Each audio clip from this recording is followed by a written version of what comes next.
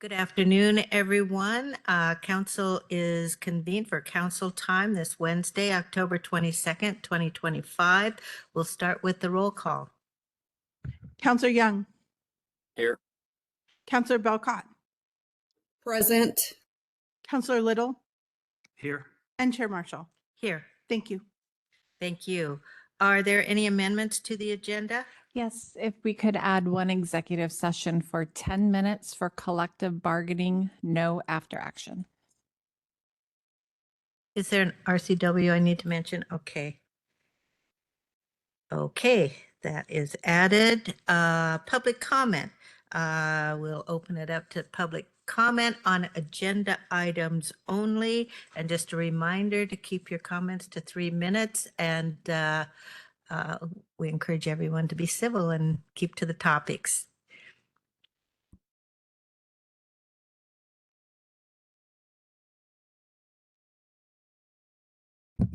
Mary Goody. Good afternoon. My name is Mary Goody, and I'm speaking on behalf of Friends of Clark County. On October 7th, at the Board of Natural Resources meeting, the turnover timber sale was included in the block of units to be voted on for auction. I testified about Friends of Clark County's opposition and the letters previously sent by the council asking for a pause on the cutting of our eastern Clark County legacy forests. We sent you an email recently with the meeting recording in which a DNR staff member stated that despite the previous letters from the Clark County Council, the DNR assumed the council had no issue with approving the turnover timber sale because they didn't receive another letter from you. This discussion was in response to a new BNR member, Dean Raj Kusha of Washington State University, who questioned why the DNR would go against the wishes of the beneficiaries and expressed doubt that the sale was in synchrony with the best science available. The dean abstained from the turnover vote. Chris Reichdahl, Superintendent of Education, voted against auctioning off turnover. However, the sale was approved by majority vote. On October 16th, the Washington State Lands Group had a meeting with Superintendent Reichdahl. During this meeting, he reiterated what he has stated publicly in the past, that the cutting of legacy forests is not a sustainable practice to fund the junior taxing districts, which include the schools.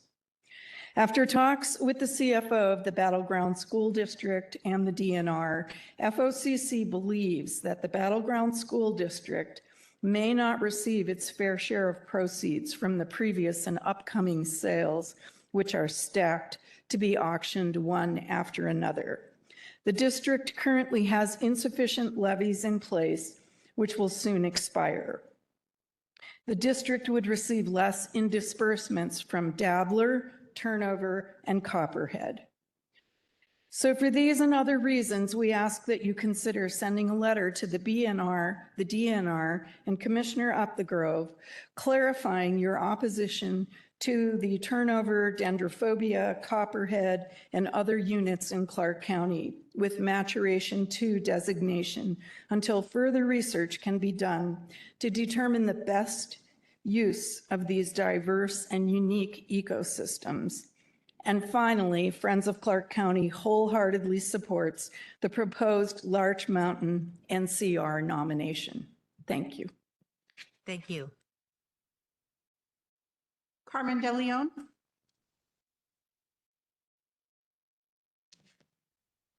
Hi, this is Carmen De Leon, Mello. I go by Mello also. So on agenda item 9, it says executive session, which again, I guess you guys are going to go be sued again for more money loss, but don't want to make that public information. Okay, next.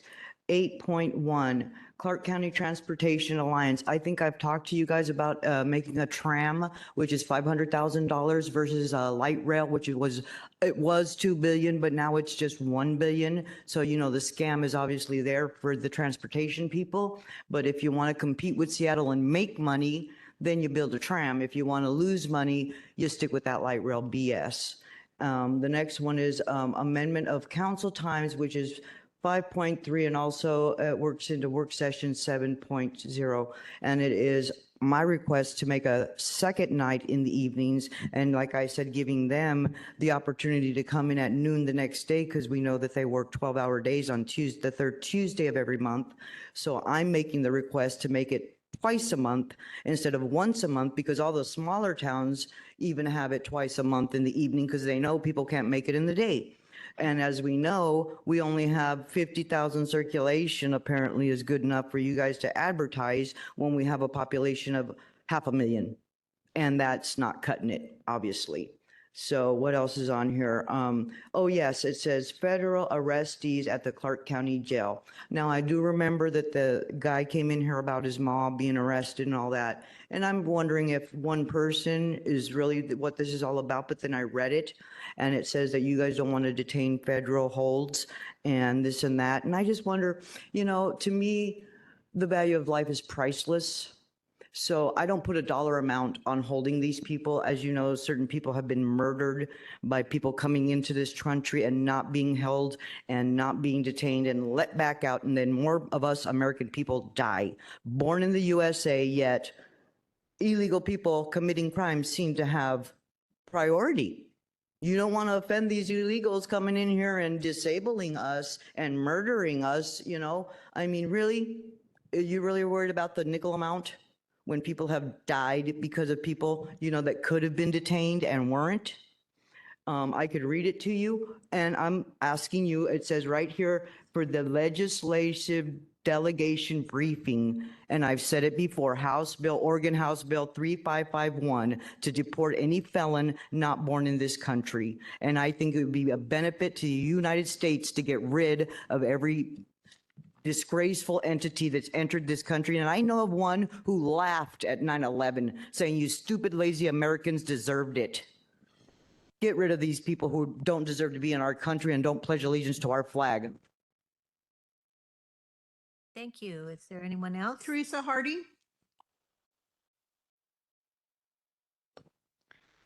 Good afternoon, Teresa Hardy. I'm here representing the Sierra Club, and we support the statements previously read by Mary Goody, representing FOCC. We especially support the pause and a fourth letter sent to clarify with the BNR members what the county stance really is.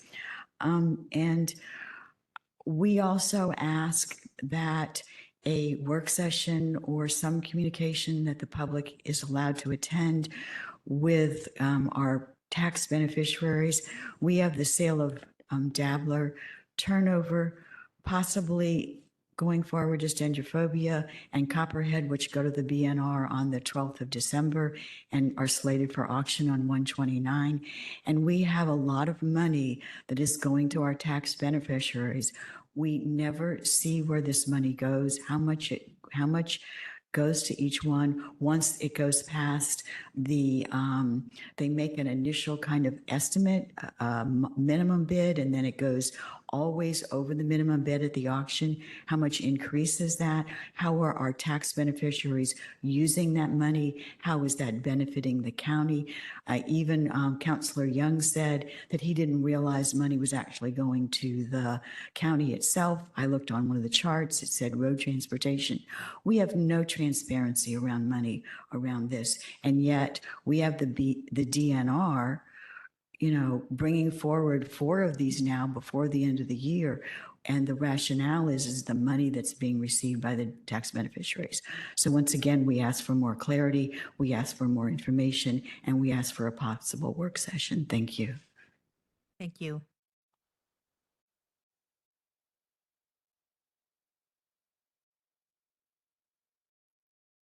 Caller, you've been sent a request to unmute. Please go ahead and do so. State your name for the record and go ahead with your comment.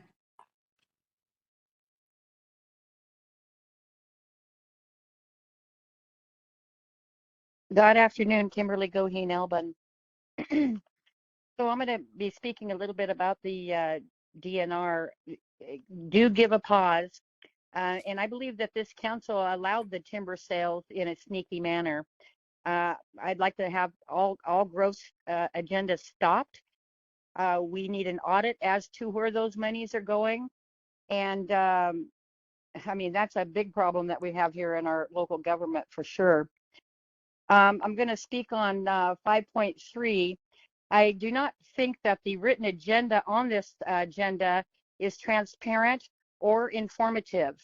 I'll assume that errors have occurred during your council meetings pertaining to this particular item.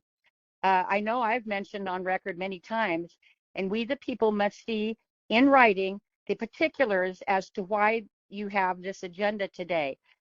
Again, I believe that you secretly know that you have carried on with, I'll say, inadequate agenda times, adding this, adding that, with when the public is not present.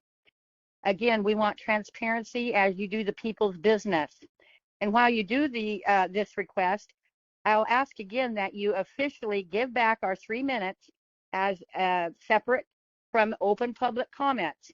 We must have our First Amendment right back to speak on the lengthy consent and separate business items and give those 3 minutes back. So we want 3 minutes on open public comment. This is our business you're doing, and we want back 3 minutes for consent and separate business. Speaking to number 5.4, maybe these individuals are illegal immigrants, such as some here that this council harbor. I'll add that you have directly violated your oath of office and put we the people in harm's way by allowing illegal immigrants here for whatever reasons you have. Sometimes I guess it might be for lower employment status, but I consider that a new age form of slavery. These businesses don't have to report. I don't know what they're doing. It's too in depth, but I do know that they're underpaying these illegal immigrants to work for as, again, a modern slave. So you need to be very aware of that issue. Speaking to also the transportation, a few patriots from Clark County spoke this morning at the TriMet over there in Portland, and that's why I missed this morning's Board of Health meeting, or I certainly would have spoken on that too. But my concern is about this jail situation, 5.4. I'm not sure why this all happened, but I do trust the fact that. Thank you. Your time is up. Is there anyone else online? That concludes public comment. Okay, thank you. So we'll return to our agenda here on old business, approval of the minutes of October 15th, 2025. Are there any corrections to the minutes? Hearing none, I'll entertain a motion to approve. So moved. We'll move the minutes of October 15th, 2025. Thank you. Is I'll there a second. second? I'll Thank you second. for your second. All those in favor say aye. Aye. Aye. Aye. Motion carries. Okay, 4.2 DNR Natural Conservation Swap Program. And here Jordan has popped online to lead us through this topic. Good afternoon, Council. Thank you. Yes, for the record, Jordan Bogie, Senior Policy Analyst, bringing this back for Council's consideration. So last week, we had previously discussed the opportunity that the county has to potentially participate in the Natural Conservation Swap Program that DNR has, which would set aside a portion of county trust land that DNR is managing and put it into conservation status. And so it would no longer be harvested for timber production. And it would be swapped out with a portion of land of equal value elsewhere in the county that DNR would purchase. And that land would be managed for timber sales on behalf of the trust beneficiaries. Last week, Council provided some direction that there was some interest in a letter, but really a desire to go back and talk with some county staff, talk with our lands folks, and see if there were any concerns related to the Larch Mountain site that was proposed for Council to recommend as a site, or if there were any other concerns that Public Works or land staff had. And I had a chance to talk with Kevin Tyler. We sat down for a little while. He was able to review the materials that has been sent to the county related to Larch Mountain, the site, look at some of the photos. And he did not have any concerns with Larch Mountain as a potential site. He thought that given what we know about the program and the parameters and the recreational uses that happen in the materials we received, that it looked like it could definitely be a fit for the program if council would like to recommend that. And so he didn't have any concerns when we spoke. And so I followed up with that. And then I did draft this kind of quick letter here. As you'll see, the letter really just expresses to the Department of Natural Resources that Clark County wants to participate in the NCS Natural Conservation Swap Program. And I have highlighted there in yellow below kind of that secondary question for council, if council would like to recommend Larch Mountain as a site.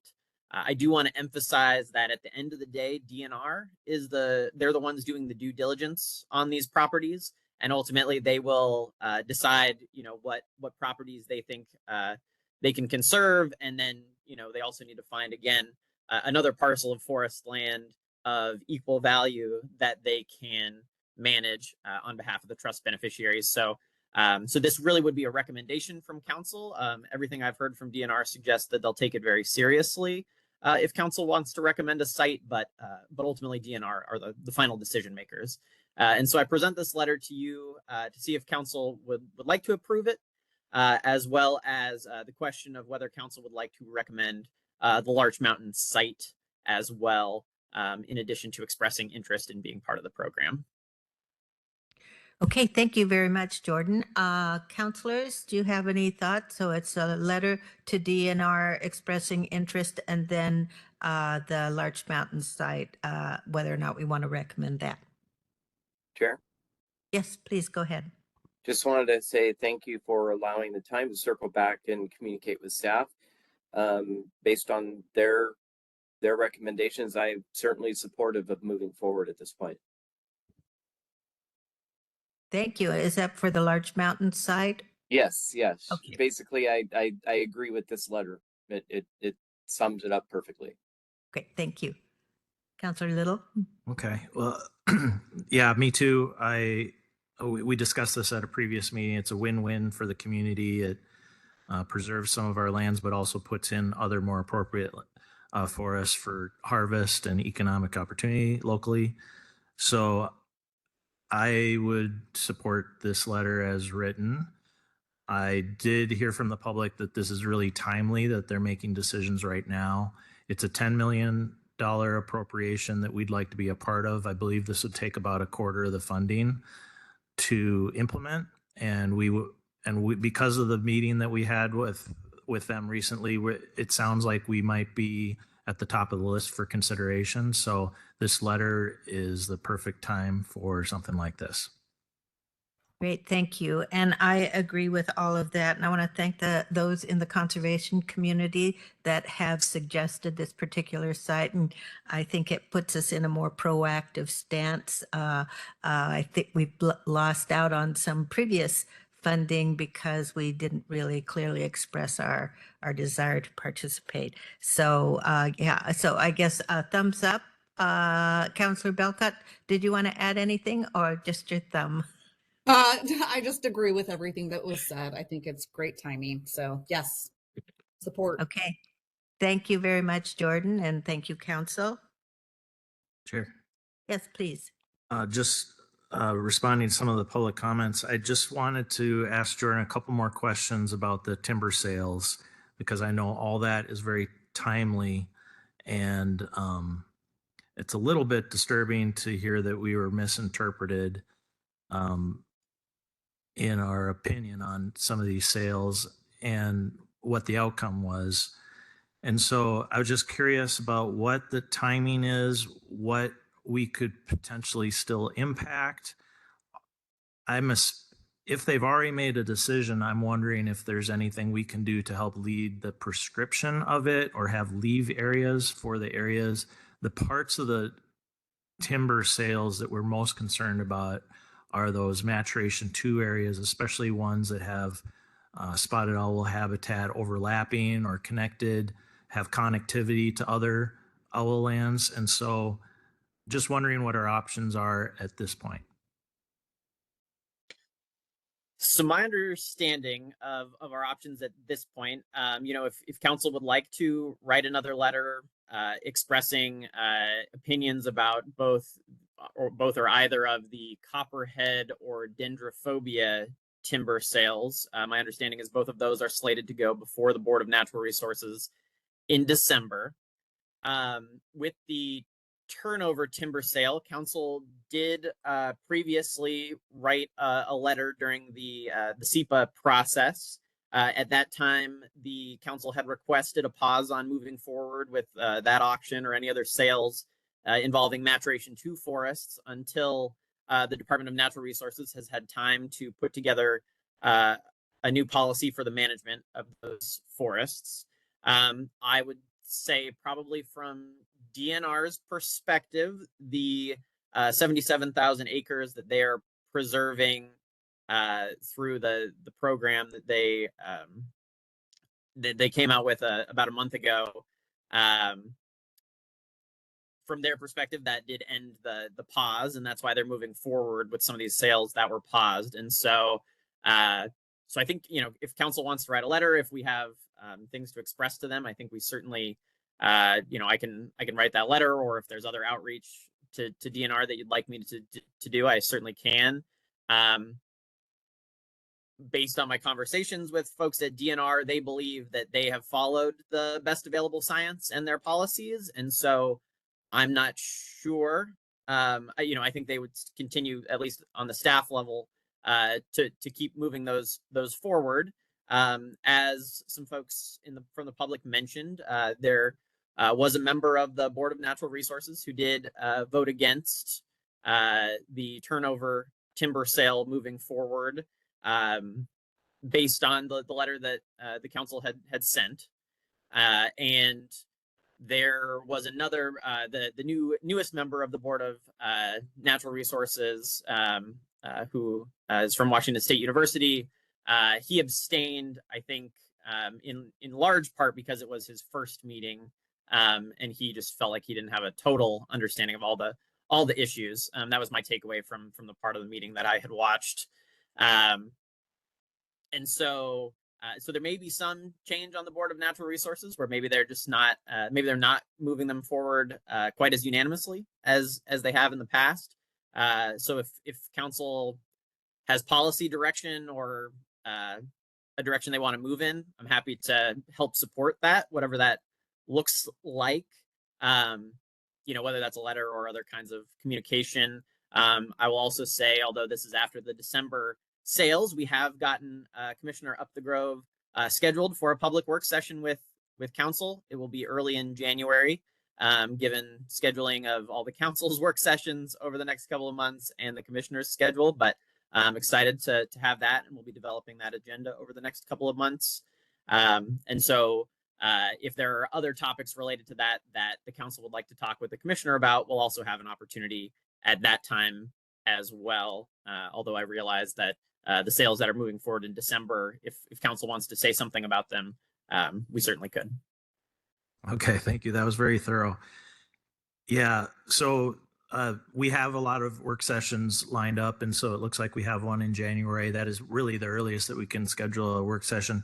So, but these are more timely than that. And this is just me speaking. I would like to draft a letter for the council to, or would love your help, Jordan, writing a letter on those 2 timber sales that are still coming up, and not saying that we're against the sale, but saying that we have concerns like before about our older growth forests, and if there are some solutions within that sale, because I know they can change the prescription.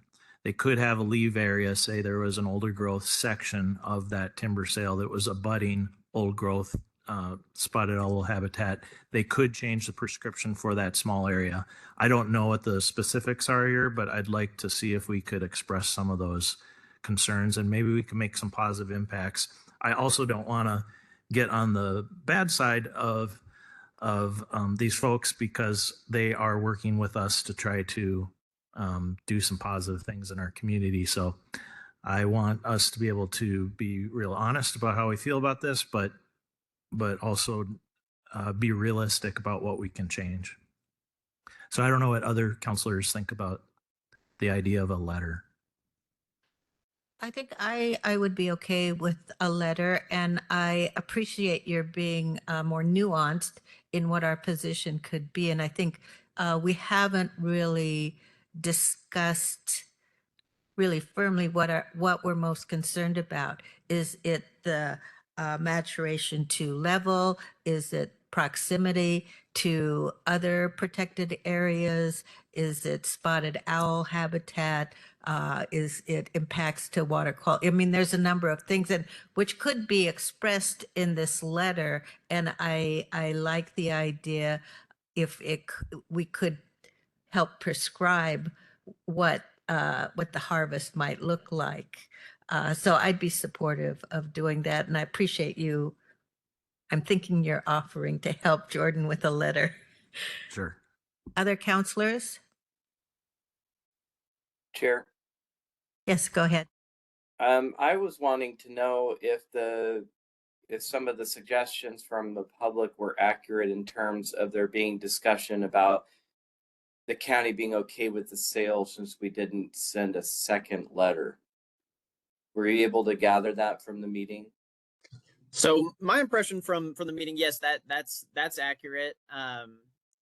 There was some discussion of, council had previously sent a letter, but then there was talk about how the council had gone out on the trust land tour and learned more about how DNR manages forests, and their impression, and I think it was Dwayne Emmons in particular who was on that tour, who is the I think assistant manager for state uplands. He had mentioned that yes, that that his impression was that council was more supportive after the tour, did not send a further letter, and that there was more of a sense that council was more comfortable with the management of our forests in the county based on the conversations that were had at the tour, and not getting follow-up afterwards. Yeah, I was under the impression during that time that there was nothing left to do. Well, and that is, that's kind of my impression as well, to be candid. Not that, as Councilor Little said, I think a letter about the particular prescription, that may be something that's a little bit different. But in terms of stopping these sales, DNR is going through, as we learned about, right? They have a whole process, a multi-year sort of analysis that they do of which lands they're harvesting, how they're harvesting, how they're doing the leave trees, what that all looks like. And I think from their perspective, at least as far as like the process of moving the sales through, they believe that they're following state law, that they are doing the best they can to the best available science, and moving that process through. And I don't know that anything that council would say would potentially cancel that. Although, again, there was one Board of Natural Resources member who did vote against the turnover sale based on the council's previous concerns that had been expressed about the site. And so I wouldn't anticipate that these sales could get canceled. But I do think, as Councilor Little says, there may be a chance to change the prescription. And then when council has sent some letters in the past as well, some of them have been sent during the SEPA process. And, there's a whole checklist that SEPA has that DNR has to go through. And if any of the letters that anybody sends to DNR during the SEPA process don't uncover new information that would change the results of that SEPA checklist, that will not change what they do next. These letters would be sent outside of the SEPA process and probably would be aimed more, and we could CC the Board of Natural Resources folks as well. I think DNR staff does share the information they get with them, but we can make sure we communicate with them if we'd like. That could be another tack to at least make council's voice heard more directly as much as we can. Okay. Yeah, I think I would look forward to seeing what you draft. I do, I do want to check in to see, and I want to ask, did we give final direction, and this is a question for the county manager, did we give final direction on establishing a task force on our forestry resource lands? Or did we just kind of talk about it? Let me do some digging around. And Jordan may remember, but I'll look at my notes. Okay, because I really would like, oh, go ahead, Jordan. My recollection of the direction was that we were going to start looking into that process. And we've done a little bit of research on what other counties have done. We've kind of started looking at that, but we haven't moved to a more in-depth phase of research on that. So I would say that's one of the things that's kind of percolating in terms of some work that's been done, but there's more to do to think about organization and strategizing and what the parameters of that group would look like, and their scope and things like that, and just kind of frankly with all the other things that have been going on, there's been some movement, but there's more of a ways to go. But my recollection is that council did want at some point here to have a framework brought back to you of what a forest land commission might look like. And I know there was some interest in potentially other resource lands as well, and some other things that were kind of floating out there, but I think those would get discussed through the process once we have some materials for council to review. Okay, great. That's a good update. I also would encourage to look into a task force rather than a commission. Not saying it should be that, but I think that's one option that we should consider. And I also did appreciate the comment from the public on bringing in the junior, the tax beneficiaries for a conversation too. I mean, through this whole conversation, we've never had any direct communication with them. I think it would be good to hear from them and see what their thoughts are on this issue as well. And those are my thoughts on that. Great. I think related to a task force or commission on forestry issues, it does deserve to have some research to see who's done what and how it's worked, and it'll take a little scope of work to figure that out. Related to the junior taxing districts, I've talked to a couple of them, notably North Country EMS and Battleground. And while they don't take positions on whether to cut a forest or not, they are very interested in receiving the revenue. And there has been, I know in some counties, they have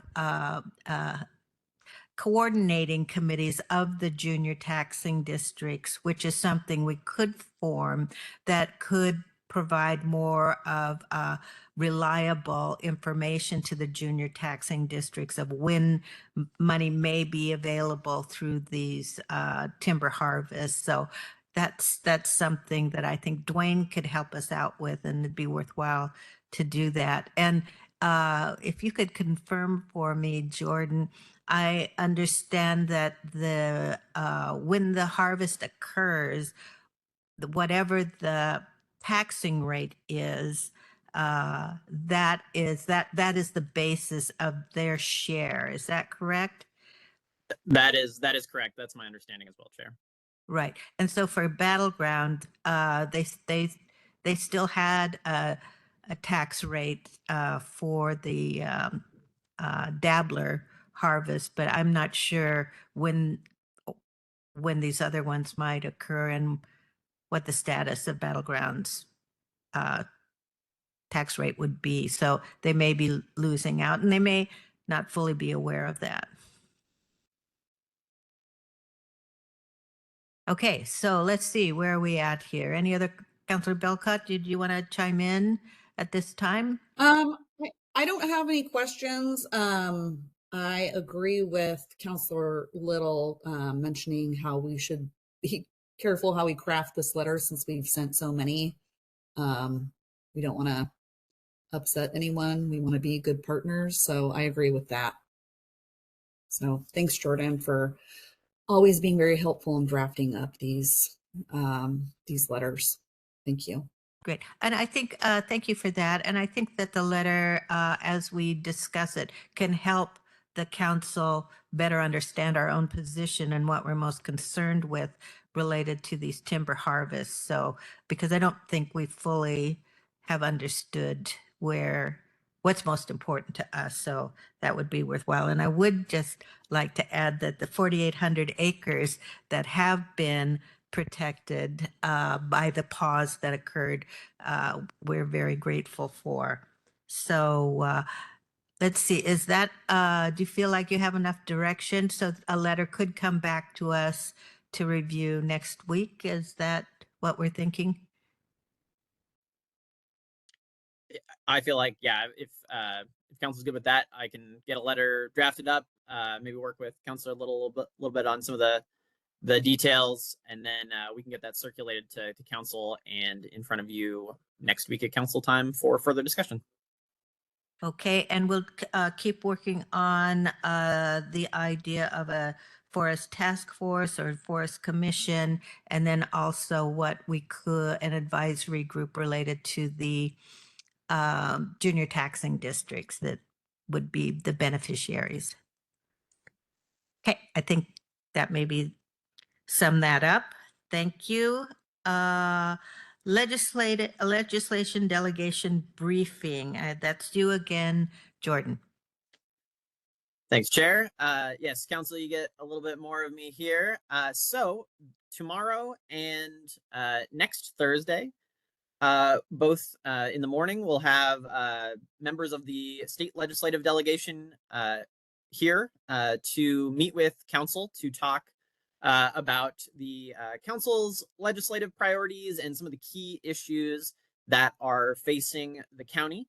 And I just wanted to walk through the draft presentation with you today to get any final feedback you might have. And then also just to check in to see if council had a sense of whether you wanted to provide any direction around which priorities or key topics you most want to discuss. And just to kind of frame out a little bit, the agenda, we'll talk, we'll do the welcome, we'll do the introductions with everyone. I'll give a brief update on some of the activities that have been happening around the county and what's been happening with council.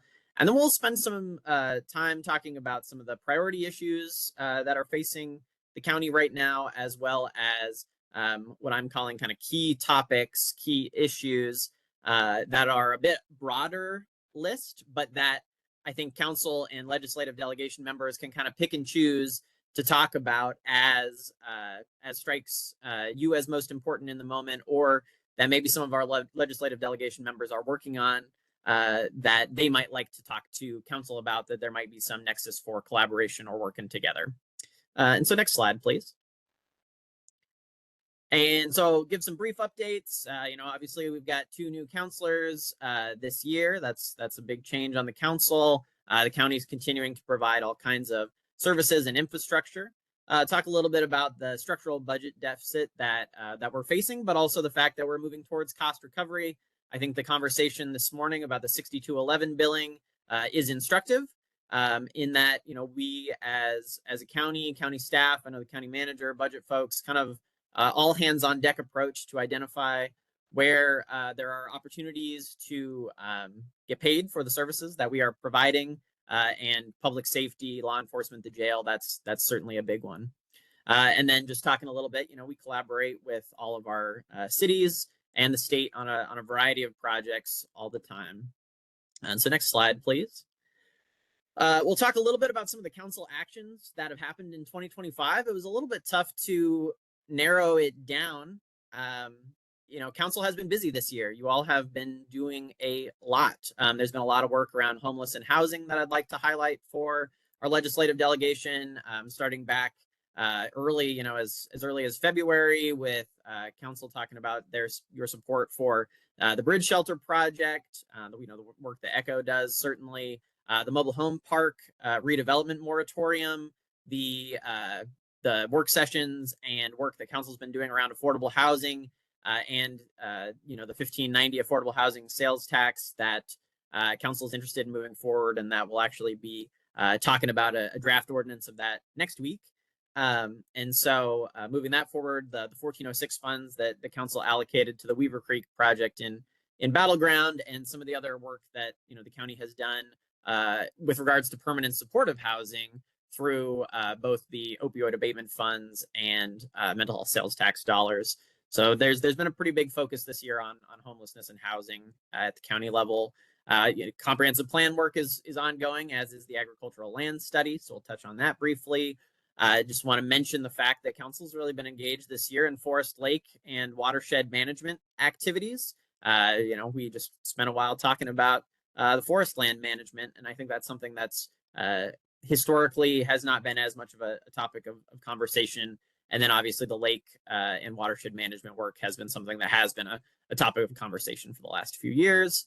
Public safety, I know that is a top priority for council, trying to find ways to help more fully fund the sheriff's office, the jail remodel project that's ongoing, and the need to support the local court system so that we don't have any backlogs all across the system of public safety.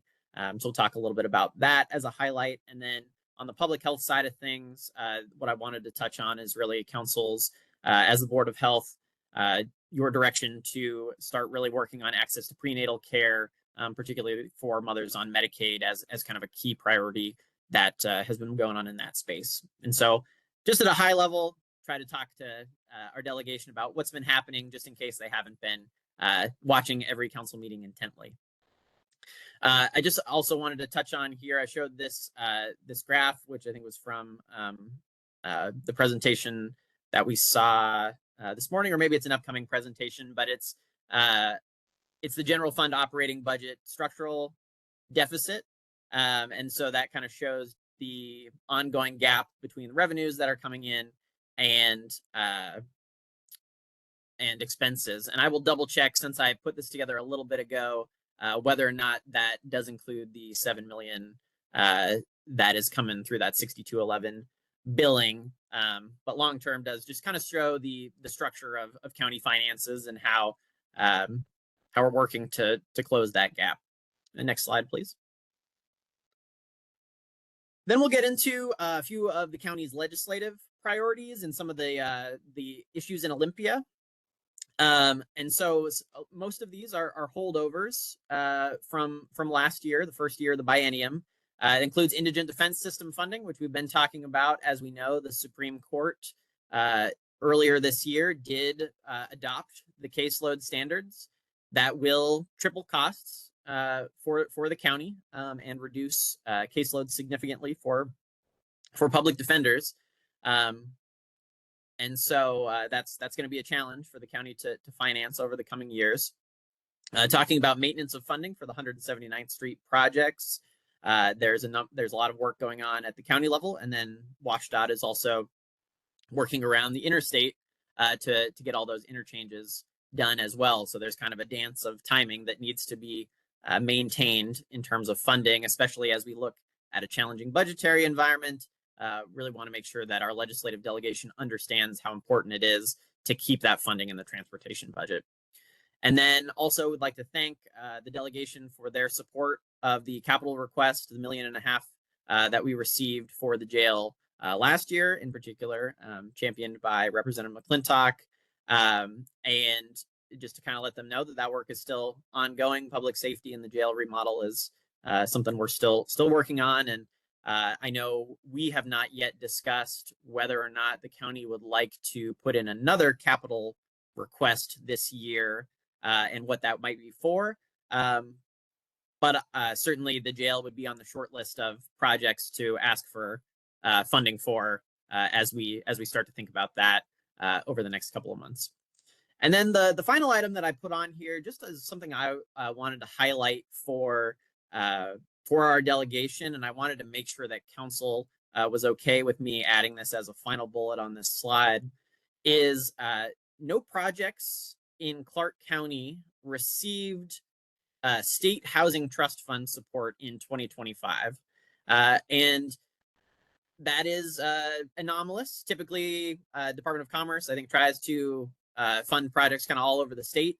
So not exactly sure why that happened, but it did happen in 2025, and I think led to some of the challenges we've seen with affordable housing developers who are trying to pencil out these big projects in the face of rising costs and not having as much funding through low-income housing tax credits.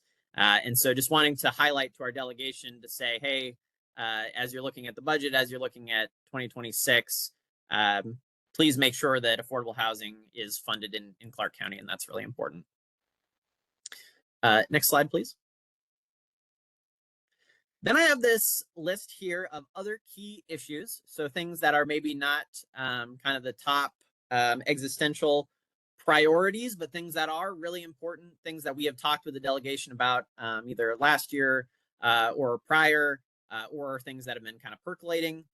They include access to prenatal care. I know Councilor Young this morning at Board of Health mentioned the legacy urgent cares closing. I think the situation for folks on Medicaid is only going to become more challenging in terms of accessing care with those cuts. And so I know that's really important to council. Talking about the Brockman campus, to remind folks, that's the facility that was built with state dollars as an involuntary treatment facility near Wazoo, Vancouver. But it is in warm closure state. So the state has built it, but not provided the funds to open and operate it. But that's really important so that folks who are experiencing mental health crisis who need to be held can be held here in the county and not sent hours away. The need for a permanent Southwest Washington law enforcement academy and funding for that. I know there's some feasibility studies that need to get done, and then actually moving forward with the construction of that. An issue that has come up several times over the last few years is corrections officer retirement age parity. So our corrections officers, most law enforcement and fire folks can retire at a younger age, but it is 65 for our corrections officers. And as you can imagine, for folks in their late 50s or early to mid 60s, that's a really challenging physical role to be in, and not be able to retire as early as some of the other law enforcement folks. Lake and watershed management issues, thinking about Vancouver Lake, Lacamas Lake, septic elimination, general watershed health issues. Talking about hatchery management, that's something I know council has been really engaged in, related to the closing of the Washougal hatchery with some of the cuts that have come through the Washington Department of Fish and Wildlife, and the desire for council to get more information about that and see what potentially can be done there.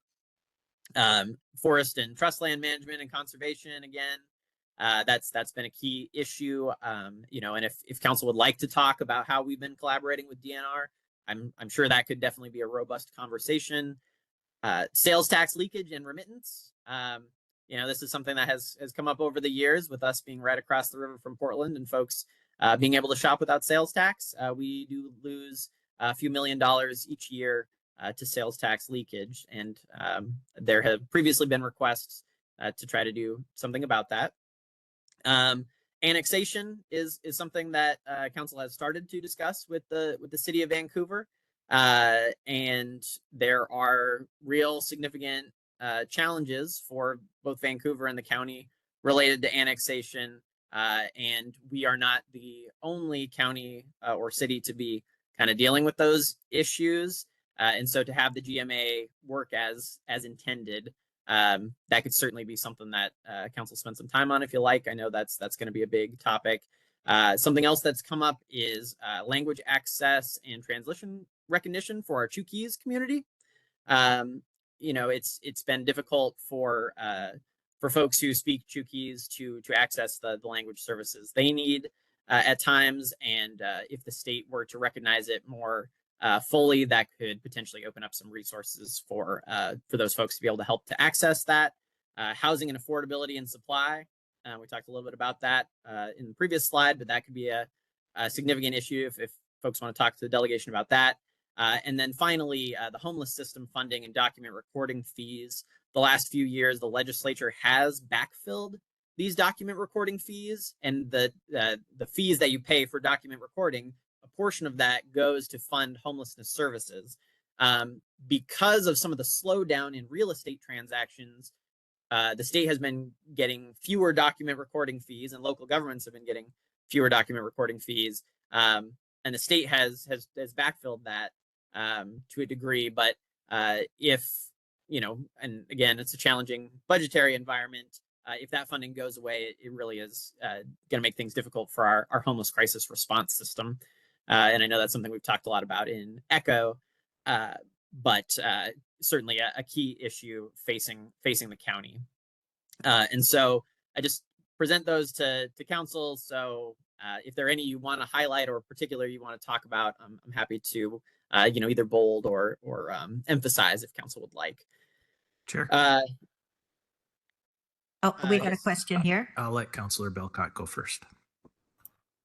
I personally would like to highlight additional funds if possible for the jail.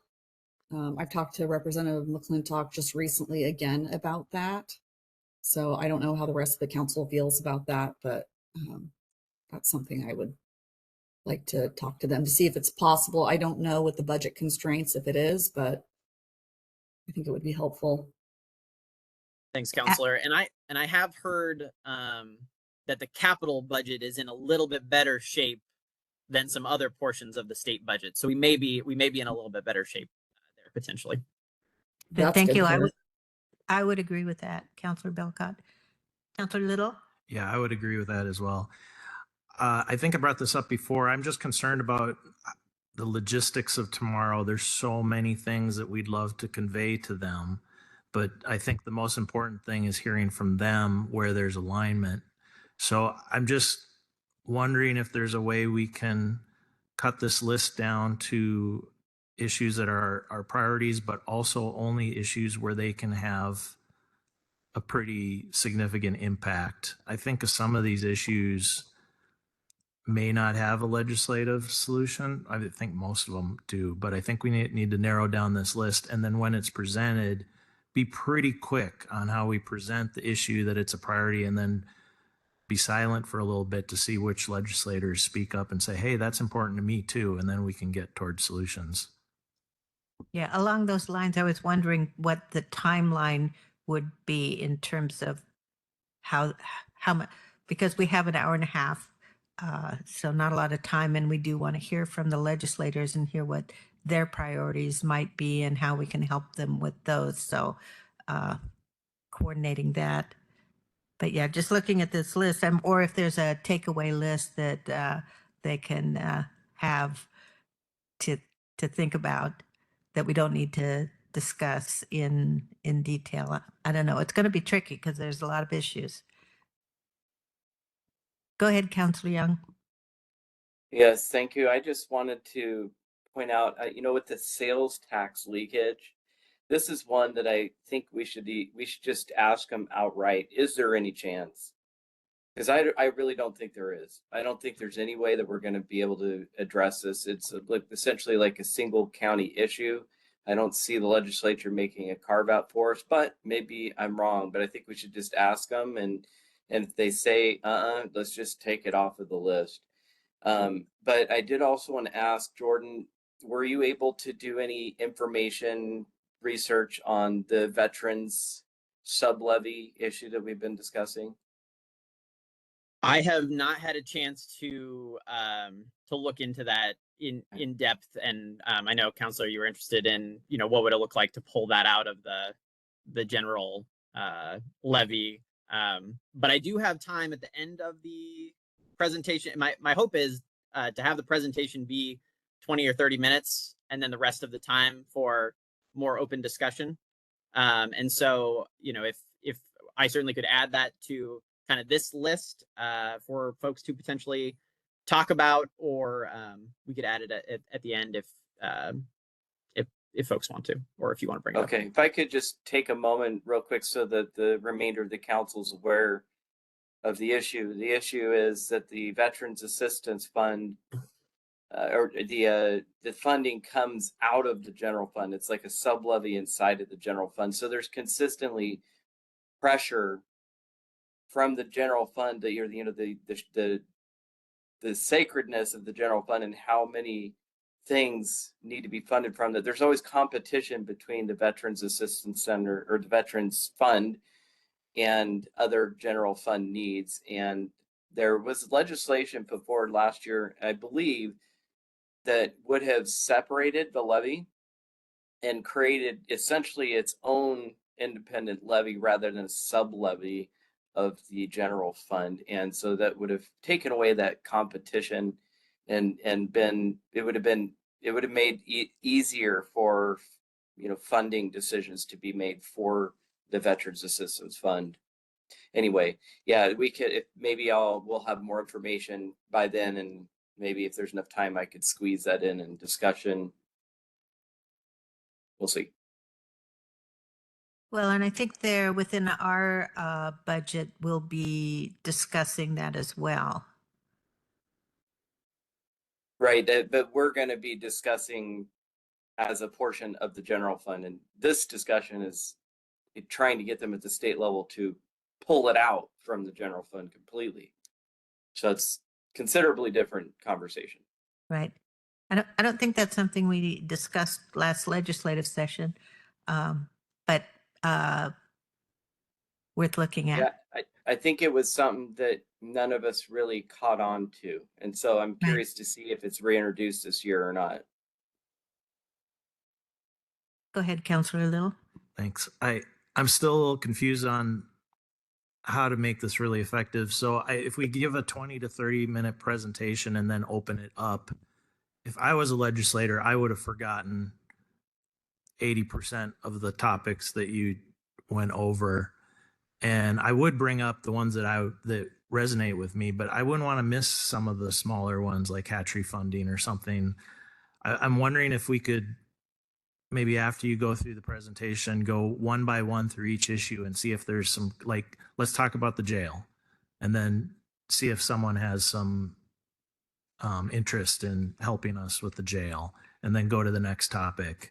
And if there's nobody who wants, we just jump to the next one. If there's nobody interested in a certain topic, how are you thinking of proceeding versus just opening it up, Jordan?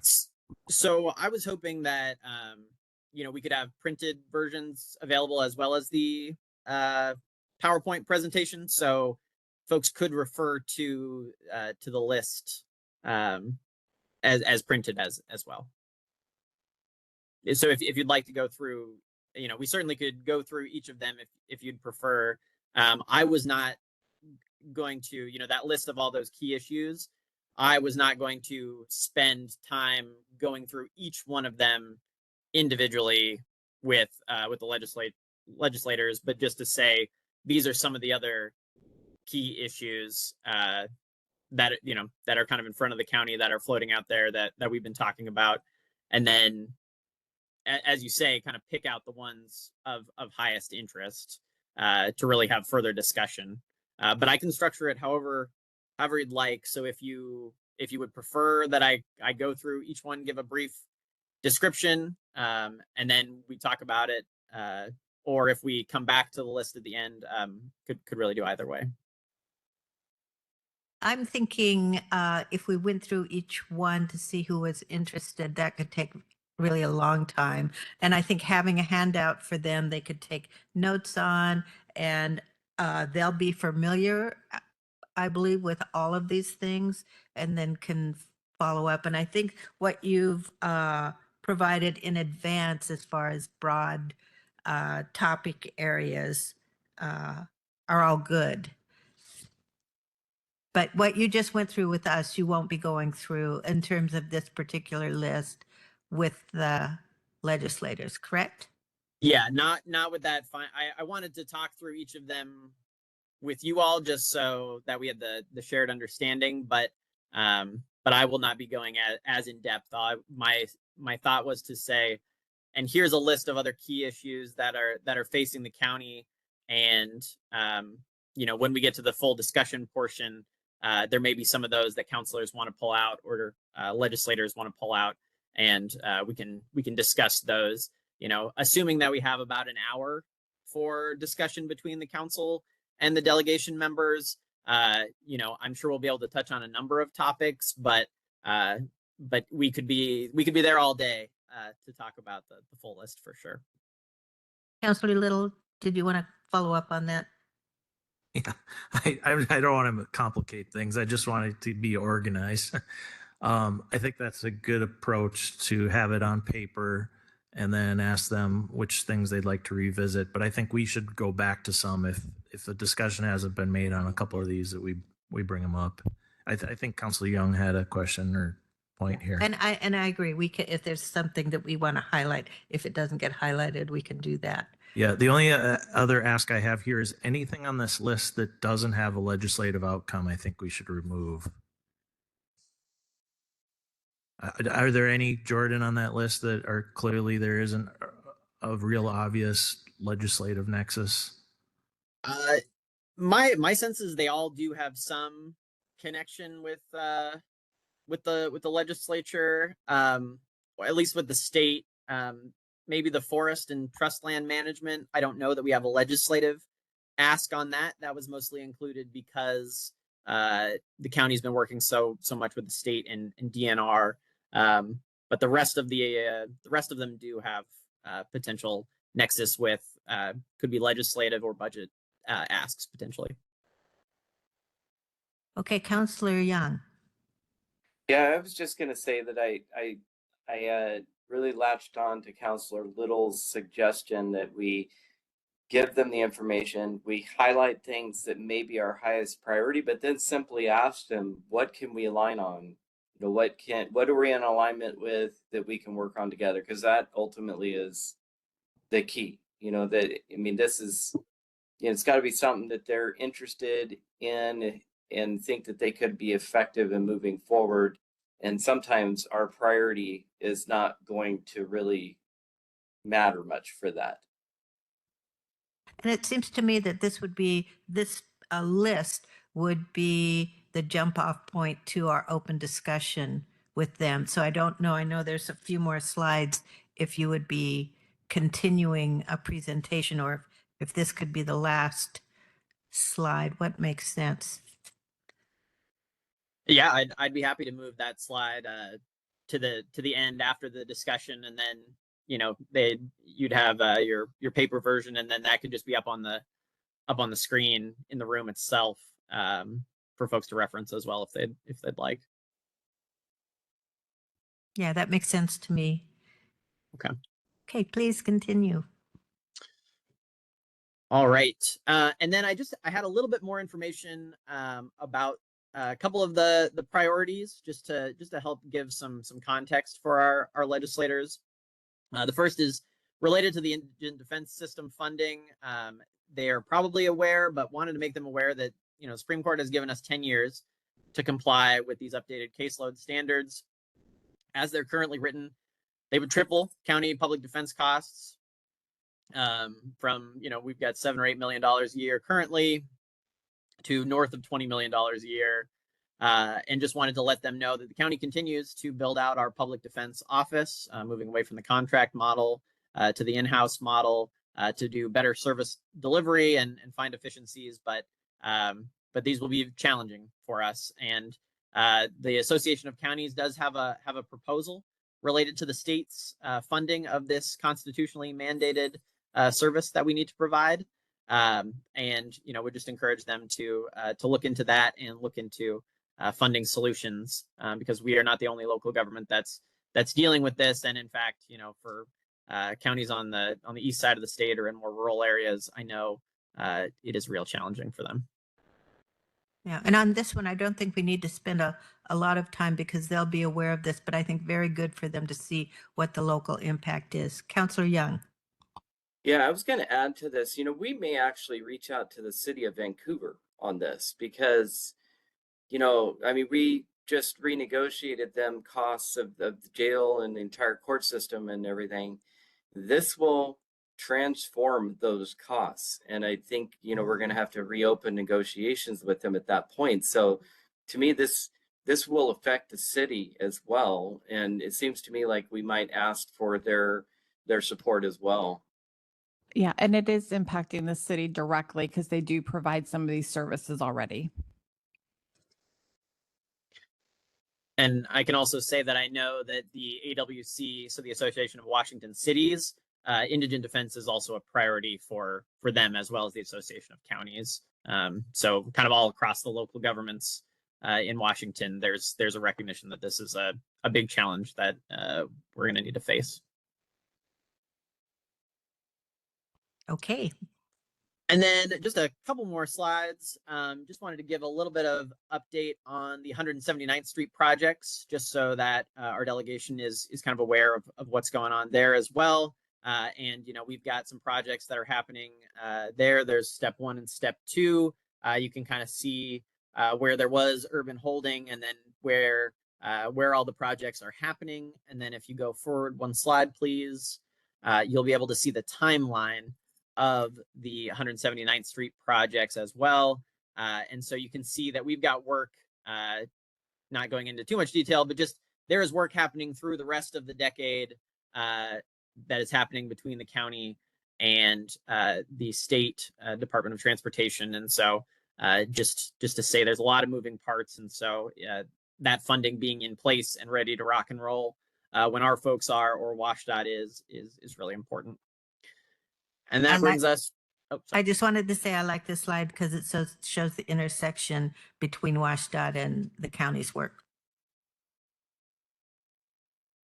Thanks, Chair. And so then we're at the discussion point. So I can move those key priorities to the end after this slide. But really, want to hear from the delegation what their priorities are, where there are opportunities for collaboration, and then what council and legislator items of interest there might be to give a chance to have an open dialogue with them about some of these key issues.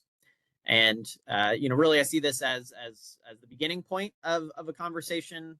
And we if items emerge, as I'm sure they will, we'll follow up with them. And the nice thing about having these meetings in October is that we've got a couple of months to tighten, refine, update, share, and really kind of have the dialogue with legislators. Sometimes we just present things to them, or they present things to us, and then all of a sudden, that happens end of November or early December, and we're on to the session.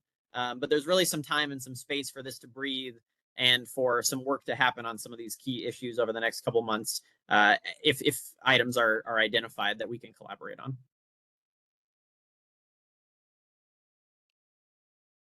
Okay, great. And Jordan and I will both help each other facilitate this. So just a warning, if things go too far into the weeds on any one particular issue, we may reel you back just to keep things moving. Yes, and just to say, so that's the end of the presentation. I have some bonus slides in case there wasn't enough to talk about. I've got a whole even longer list of potential issues. This is why it was tough to pull this down. As I said, you all have been busy. We're doing a lot of stuff, and I think that's a testament to the work that staff and electeds are doing across the county. But I do have this bonus list in case some of these other items come up, some of which there's a little bit of duplication with the key topics list, but there's a number of items here. So just I've got that, and then I've got the Association of Counties, their priorities for this biennium as well, just in case we need those. It's kind of a holdover from grad school. I always like to have a couple bonus slides in case the conversation moves in that direction. Okay. And so is that bonus list of issues optional? Yes, very optional. I would not be surprised if we don't look at them at all during the meeting, but they are there and available in case folks would like to. Okay. Chair? Yes, go ahead. Just one last thing. I would kind of like to move the lake management out of this other. I feel like it is a priority. You know, at least the funding that we were supposed to receive for phase 3 last year that didn't come through. That seems reasonable to me. And Counselor, I do have lake management on that other key issues main list Did I miss well. that? I did not see it. It's yes, it's between corrections officer retirement age and hatchery management on slide 11.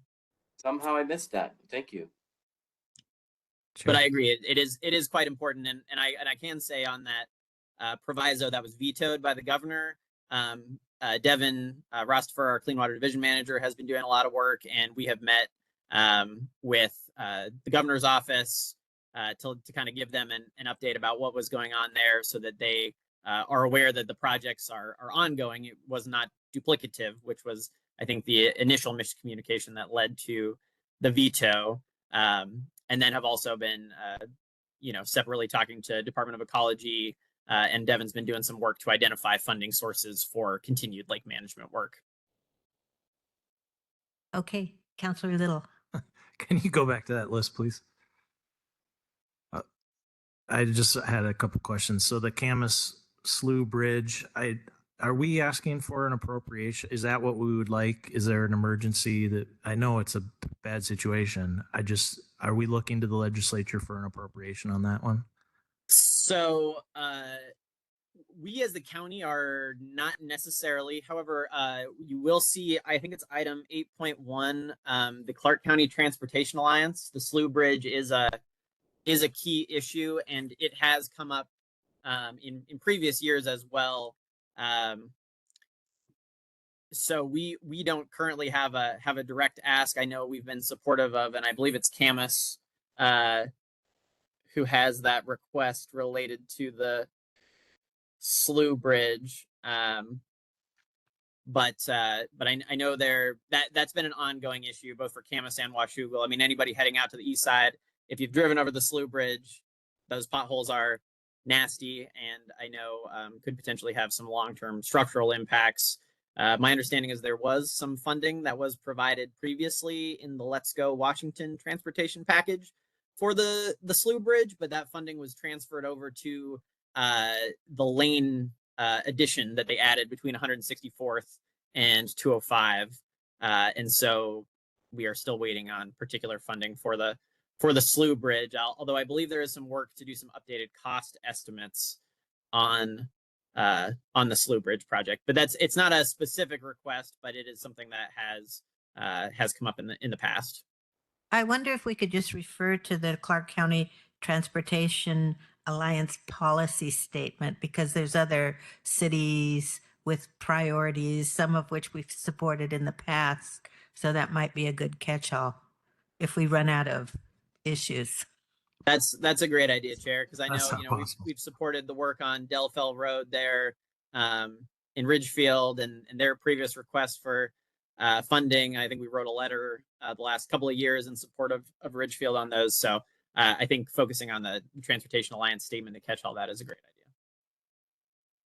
Okay, and I do think we should ask about sales tax leakage. And then, I don't know what this one is, but it sounds important. Child fatality statute modernization. Is that what that says? I can't read. Yes, it is. And actually, you know what? I think that's a holdover from last year, because I do believe they were able to pass the child fatality statute modernization last year. I think in 23 it came forward and did not pass. I'll confirm that, but I believe that it did pass. But that had been a priority of public health and the Association of Local Public Health Officers, as we had it hadn't been updated in a long time and needed some technical fixes. Okay, thank you. Okay, have we exhausted this topic yet? I think we have. Okay, thank you very much, Jordan. So we'll have our meeting with some of the legislative delegation tomorrow, and then there'll be an additional meeting. What day next week? Thursday, same time. Thursday. So 9 to 10:30 in 698 tomorrow morning and on the 30th. Great. Thanks for all of this work. This is really great and good timing to do this earlier in the year than we have in past years. Okay, new business. 5.1, 2025 quarter 3 financial report discussion. That's why all you guys were here. Welcome.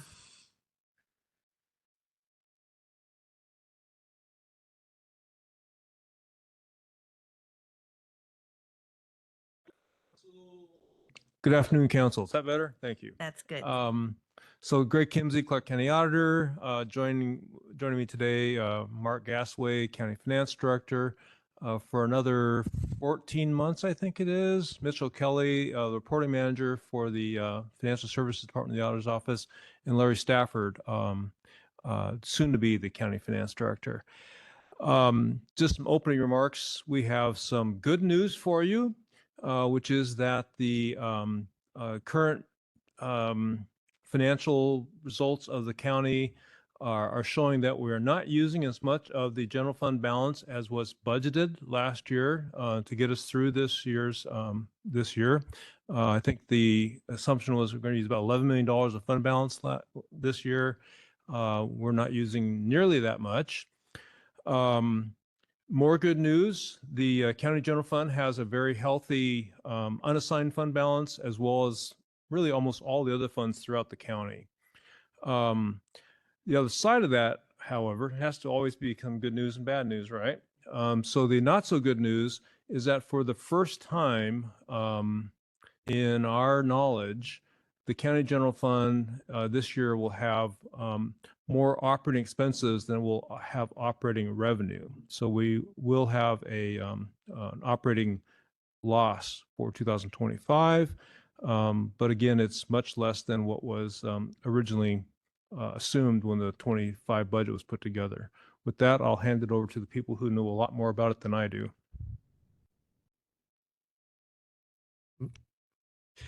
Okay, thank you, Greg. And then I wanted to talk also, we received a request to have more of the 2024 popular annual financial reports that are handed out, and we've printed more of those. We have a box here. We'll be putting it in the council office. The report that we're talking about today is the third quarter financial report. And this first section is looking at general fund and the revenues, comparing current year revenue to quarter 3 to the prior year revenue of quarter 3. In the top corner here, you can see that we are showing the growth. And as has been discussed, the sales tax growth is, we project it to be 4.2% over a time period of a long period of time. This current year, through the quarter 3, we're noticing a little less than 1% growth, which is lower than what we projected. But it is a growth, which is which is a good situation to be in. We've seen some fluctuations of that during the year. And so with the fourth quarter finalizing in this fourth quarter that we're in right now, we'd anticipate it to continue kind of flat, that there wouldn't be a tremendous growth, but there is some growth that we'll be recognizing this year. So Council, one of the things that we look at in sales tax is the different segments that are contributing to sales, to our sales and use tax. And over a long period of time, construction has been a major part of our sales and use tax in Clark County. The major change that you see here from that long-term trend, that 4% growth trend, is in the construction segment right now.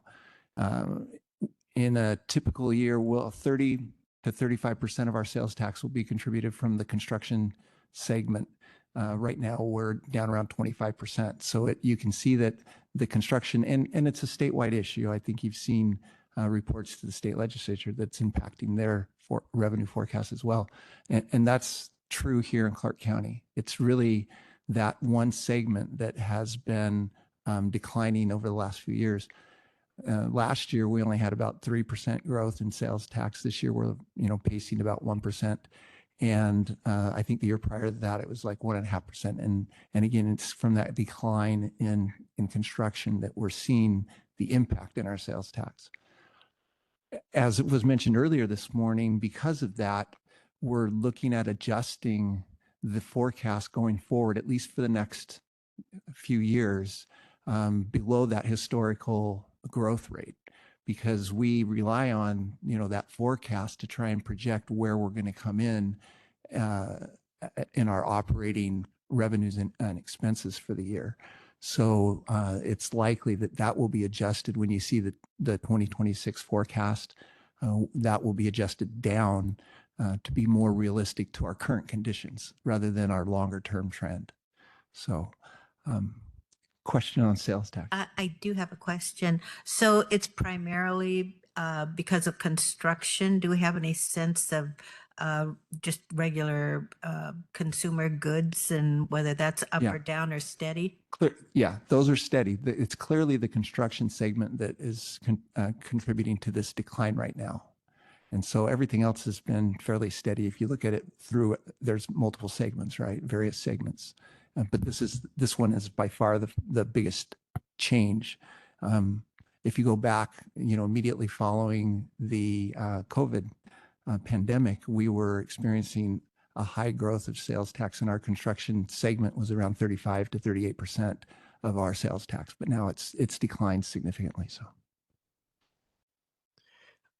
Thank you. The other part I wanted to mention is this other revenue. The increase of 3.2 or almost 3.3% primarily is due to the reimbursements that we are collecting from the jail cost recovery models and the district court recovery models. And we'll continue to see that as was discussed. That model has been updated, and we'll continue to see that other revenue grow to offset some of the other slowage of the other revenues that we were experiencing. So if we continue down, unless there's any other questions about revenue, if not, then we can continue down to the expenses. Just as you can note, both our salaries and benefits are very tight with what we're budgeted. We're just under 25% for both salaries and benefits remaining to be spent in the fourth quarter, which is what we would anticipate around 25%. And then supply services and other charges, those would be other expenses that we have budgeted that may be towards the end of the year, or reconciliation transfers that may happen for projects that are being done in other funds that are being funded out of general fund. Yeah. So I also have a comment on this. Sorry. So as we've mentioned before, and again, it was mentioned this morning, in the last couple of years, we've used fund balance to balance our general fund budget. Up until this year, we have never had to use fund balance because we've either had expense savings or our revenues have come in, higher than projected. Even in 2024, I think when we reported our annual financial report, we didn't need to use fund balance in 2024, although it was budgeted. This year, it's likely, as Greg mentioned, that we will have to use fund balance to balance our general fund, or to, subsidize our general fund, which will be the first time ever that this county has ever done that. So you can see that long-term trend when we talk about the structural deficit. We're hitting that point where our expenses are growing faster than our revenues. And even though we've done adjustments to revenues and looked for ways to hold the line on expenses, this year we're actually gonna cross that line. It's likely. We're looking at forecasts now through the end of the year of where our revenues and expenses are coming in, and we are right now projecting to have an operating deficit. That doesn't mean that the fund is in deficit status. We have fund balance available, and we've talked about this. It's really one-time fund balance that we have to keep us balanced through, budgetarily through the next few years. But again, as you saw this morning's presentation, it doesn't last forever. And at some point, we have to address that issue sooner, hopefully, rather than later. So that's all. Okay. Okay, then continuing on, we've identified a couple of funds of note just to bring awareness. We have the road fund. The budgeted revenue remaining to be collected is about 51% of the road fund. They receive a lot of their revenue from property taxes, so we'll see that bump once October closes, and then as the year continues through. And then also the budgeted expenses remaining is 47%, which indicates that they had lofty goals of a lot of projects to be done, and maybe due to some timing issues, we may be billed later, or some projects maybe have needed to be postponed in the road fund. Continuing down to community development, we have estimated our fourth quarter general fund transfer to subsidize the unfunded or underfunded community development activities. This is a much lower than it has been in the past, which is a great benefit to general fund. So that is what we're anticipating. We're still working through to have those numbers more concrete, and we will once the year is finally closed. But that is a tremendous improvement than where it has been, and that's due to council's updating of the fees in last year. And then finally, the public safety sales tax fund is right on track to be spent, fully spent for 25, as well as the revenue collected in 25 is what we've anticipated. So are there any other questions about this report? Any questions? I think we're good. Okay. Well, thank you. That's what we had today. Also included in your packet is the September. We do this monthly. I know you may or may not recognize this. You may see it monthly as we send it to you. If you ever have questions on this, this is kind of a summary of what we do quarterly, because this is the September report, but there's a little bit more information on the monthly report. We get down into a little bit more detail in the monthly report, and we also it's also expanded where there's other funds that you may be interested in as well. If you scroll down just a little bit, you can see the cash positions of some of the major funds that we have. Occasionally we'll be asked questions on, where's our mental health sales tax fund, where, what are we spending down the fund balance? And you can see from here that the cash position in the mental health sales tax is much lower than it was a year ago at this time. So they are effectively now, starting to spend through some of those funds. So, but this is provided to you monthly. We're, available to answer questions about it anytime. You don't have to wait till a quarterly report, but we try and summarize it. So one of the reasons why we wanted to do this today is because we know you're looking to make these decisions as we go through the budget process, and hopefully this is helping set the stage of where we're at as a county and countywide with our current financial position. Not all is doom and gloom. As Greg says, there's a lot of good to report in here. We have a lot of strength in most of our funds. However, we're very protective, I guess, of the general fund, because it is our largest fund, and there's a lot of demand on those resources countywide for the general fund. So Thanks. Councillor Young. Yeah, this was actually referring back to the quarterly report. Again, I just want to reiterate, I would love to see an inflation comparison on this report. Just a total revenue, general fund revenue increase, a total general fund expenses increase, and then compared to inflation, what the percentage of inflation was from in that same time period. We can do that. We'll get it to you, Councillor Young. Great, thank you. Good. If you can get it to all of us, that'd be great. I stand correct. We'll get it to all of you. Thank you. This box is our additional PAFR reports. I'll leave it with Michelle. Great. There's 100 reports in here. I hope that will help Councilor Young. He made the request, but everyone's, welcome to have them. And if you ever need more, we can print more. So. Okay. Thank you. Good work, Councilor Young, distributing those. Neighborhood meetings. Yep. You've got a lot of them. All right. Thank you very much. Really good work. Where's my agenda?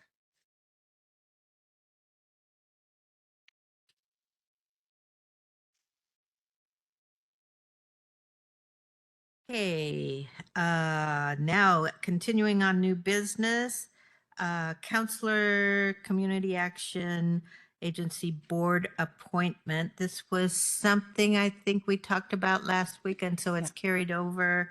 And we need to make an appointment. Yes, council just approved, I think, changes the bylaws to add a county counselor. So now we need to appoint a county counselor. Yes. Okay. Well, first I will ask if any counselor is interested. I'm interested. I'm interested as well, but I don't know when they meet. That is kind of an important part of it.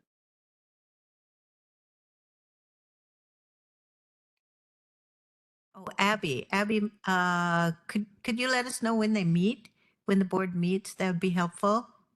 Happy to. Can you all hear me? Yes, we can. So the Community Action Advisory Board meets on the first Wednesday of every odd numbered month from 9 a.m. to 11 a.m. and meetings are held in hybrid formats. You can come either in person or virtually. That would, of course, conflict with our council meetings. Oh, yeah, it does conflict with our council meetings. Yeah. Okay, that will make it tough. If necessary and the council wants to prioritize appointing a council member to the CAB, the board could vote to move the meeting time so that it works better for all board members. Okay, thank you for that. And so we have Counselor Little and Counselor Young who are interested. So there'd be a position for a primary and an alternate. You want to? I would say if we could wait until we find out the determination of the CAB board itself, if they can move their meeting, I think it is important for us to have a counselor on there, but I also know that it's difficult to coordinate a lot of people's schedule and I hate to ask them to move it, but if they can, and then when they can move it to, I think would have a big impact on whether or not I could take that on. I think they would probably make it based on your schedule, so it would depend on who's the primary. I'm happy to be the alternate. Okay. And just jumping in here to yes. clarify, the CAB doesn't have primary and alternate members. It's just a single membership. Single membership. Okay. Yeah, we only would have one counselor attend. It's just that if one couldn't, the alternate attends. So we have alternates on the list. Oh, okay. Yeah. So we have alternates on the list. So that won't conflict with their. No, I think she's just saying that in CAB, they don't have it on their board, but all of the boards and commissions that council's on, we have an alternate just to make sure somebody from council can attend. Okay. In case somebody was absent. Okay. So from our end of things, Abby, I think we can have a primary and an alternate. And I think that both Counselor Young and Little, thanks for stepping up, and that I believe you'll both be consulted as to when that gets scheduled. Am I correct, Abby? Yes, I'm happy to do that. Counselor Young and Counselor Little, would you like me to reach out to you directly via email to coordinate your schedules? Oh, I think you would need to reach out to Michelle to help coordinate. That'd be the more, I think, effective way to do this. I definitely would like to be copied in the communication, and I still want there to be some sensitivity to the CAB itself. I mean, if if multiple people can't attend those meetings anymore because of my presence, I can't justify that. Right, So right. I appreciate that. So keep that in mind, Abby, if you would. We don't want to disrupt everything in order to accommodate a counselor, but at the same time, we've just agreed to change your bylaws to allow for to increase the number of participants. Well, this would have been good to bring up when we were discussing expanding the board, but here we are, and it sounds like we'll all try to be as accommodating as possible. Okay, so is clear as mud, right? So if Councillor Young's schedule works, you'll be the lead, and then if it does not work for your schedule, I'm happy to be the lead, and the other person will be the alternate. Oh, okay. sounds good. So we'll see what the schedule turns out to be. Okay. Thank you Thank you, all. counselors. Thank you.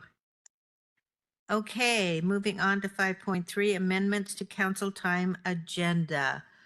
Kathleen? Yes, this was discussed briefly a couple weeks ago. Just making sure that any council time agenda item is on there, that is thoughtful, intentional, and provides adequate notice for the community. We've been having some frequent times when things get brought up and then on the fly decisions are made and the community doesn't have an opportunity to weigh in on that. And council was supportive, just looking at a simple business process, and then we can relook at this next year with the rules of procedure.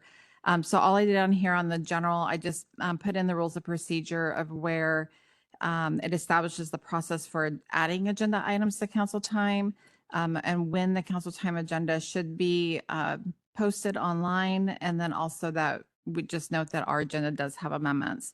So the recommended process, so certainly open to council's direction and feedback, is that any counselor or the county manager can ask to amend to remove an agenda item. For amending to add agenda items, that it must be time sensitive in nature, whereby it cannot wait until the next scheduled council time meeting.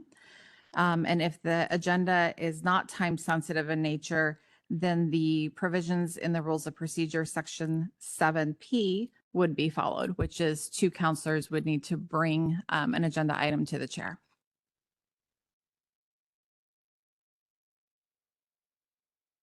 Okay, this looks good to me, and then that would assure that things get posted on agenda.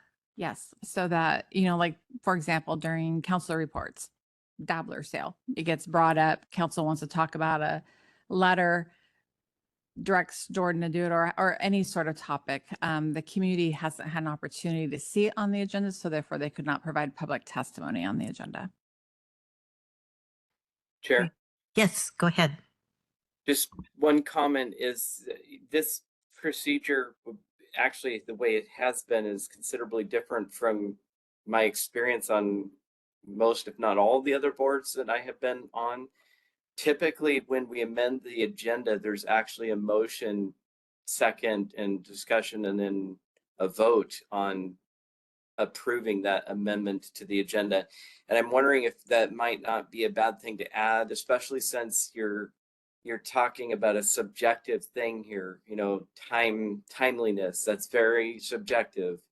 So I think, an actual formal approval process of an amendment might not be a bad addition.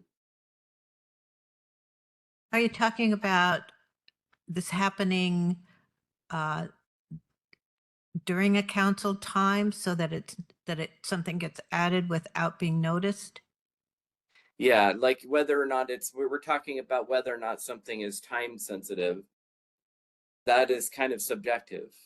I don't know if there's any way that you could define what is time sensitive. And I will tell you from my thought process, if there is a definitive deadline. So like I asked to add executive session. I pushed back politely to the HR director and said, does this have to happen before next Wednesday? Yeah, she's in mediation on Monday. That's a timeliness issue. If we find out on Wednesday morning that DNR is doing something and they're doing it by that Friday, that's a timeliness issue. But if they're not taking action before the next Wednesday, so for me, it's really a clearly defined timeliness, not just an urgency because we're really passionate and we want to move it forward. It's because if we miss a deadline, we're going to lose an opportunity. So. Okay, and then just a little bit further, I agree with that I'm just still kind of hung up on this, because if you're asking the council, then who is saying yes or no to that ask? Is it the council? Is it the chair? Or is it just assumed if somebody asks that it be placed, that it be amended? Well, I think it would be up to the council.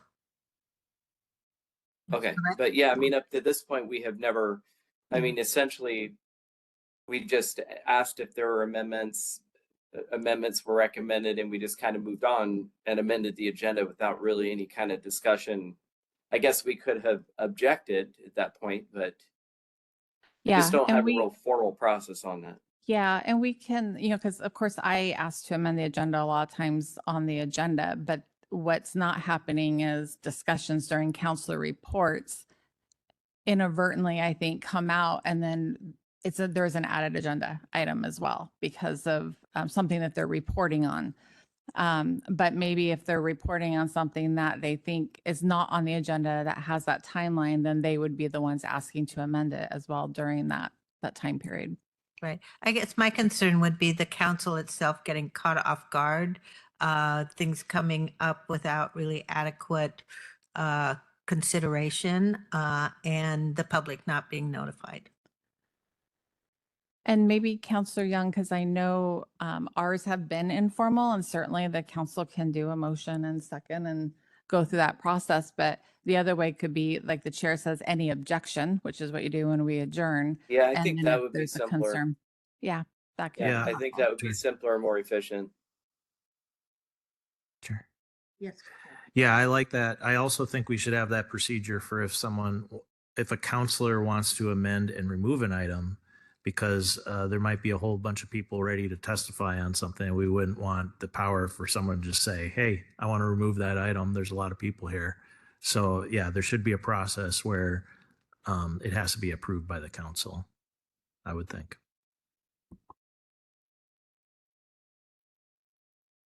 I've always took it that's already been the informal process, but that we can certainly, the chair will ask any objections, because I know sometimes that has happened in the past, but yeah. I think there could be objections by individual council members, but if we're taking a majority vote, then those objections would be overridden. I think if there is an objection, I think at that point, we probably should just take a vote on it, just for clarity.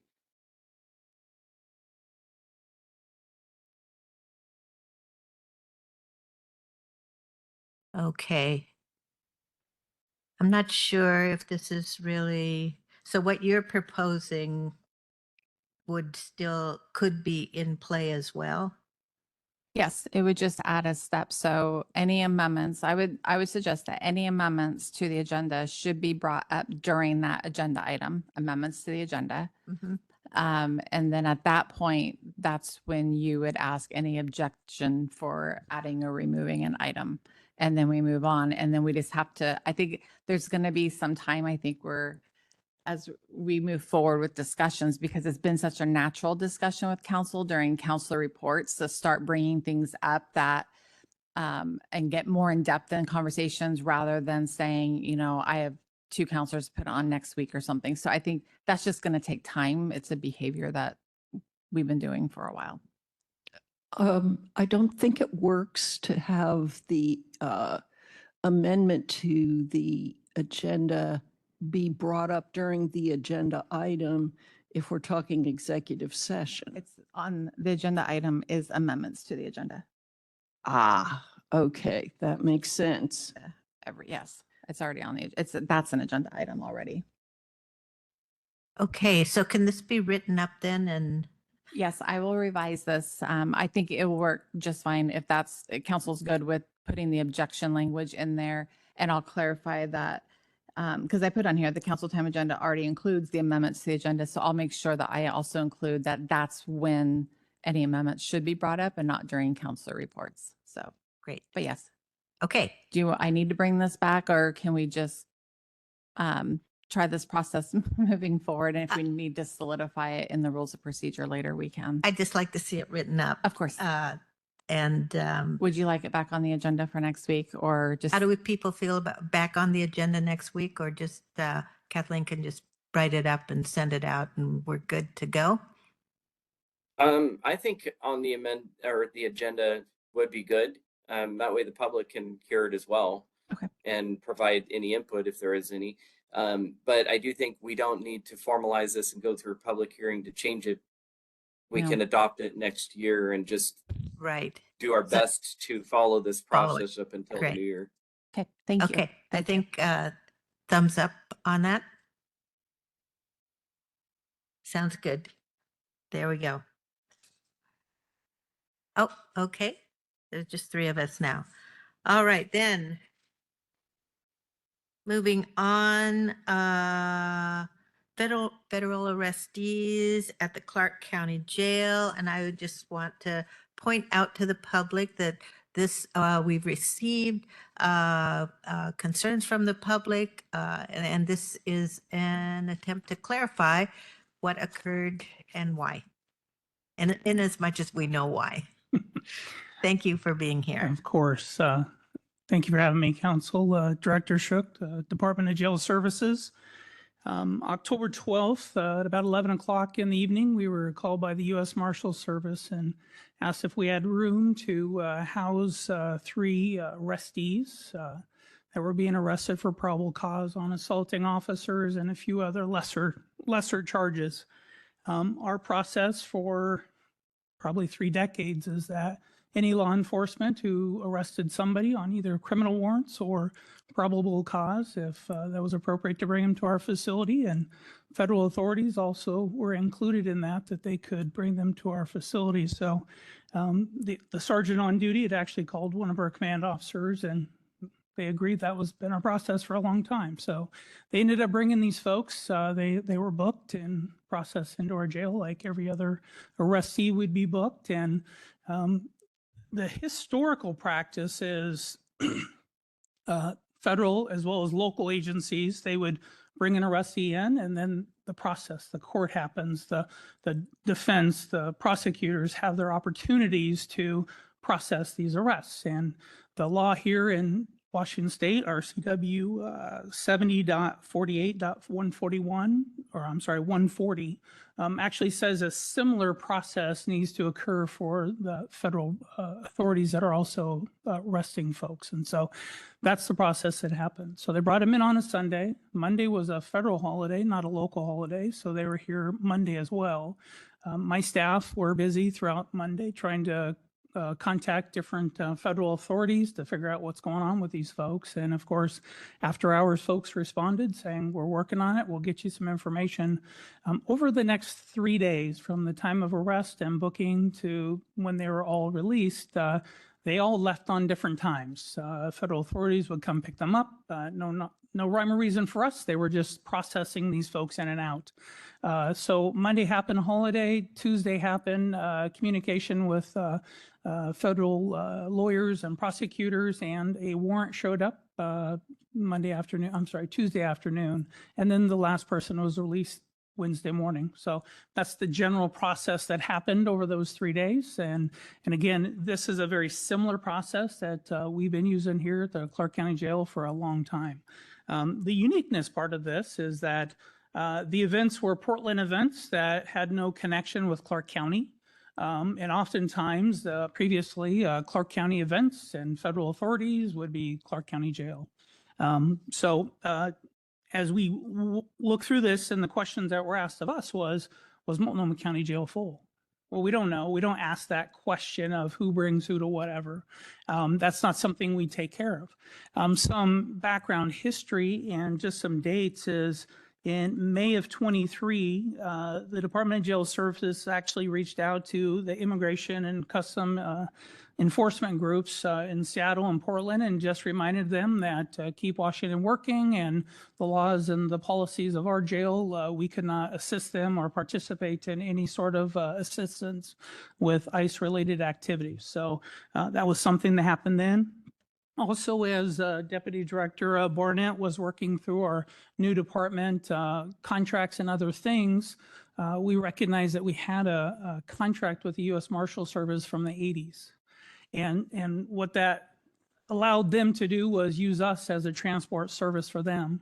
Right across from the courthouse is actually a magistrate or a building, which is a federal building, and occasionally there's a magistrate there. And back 10 years ago, pre-COVID, they actually had one there, and the department or the sheriff's office at that time actually transported inmates to Tacoma as a part of that process.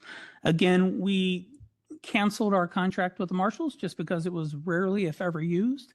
And if they were going to arrest somebody on probable cause or a criminal warrant, that was things they could do anyway. So we didn't need to have that contract in place. And again, kind of goes with the frame of we're trying to localize our jail for our local law enforcement.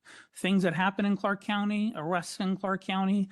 That's why we got out of the shuttle system that brought hundreds and hundreds of inmates into Clark County for overnight or many days, and then got transported somewhere else that were not connected. So again, just some steps that the jail or the department has taken over the last 3 years since we became a department.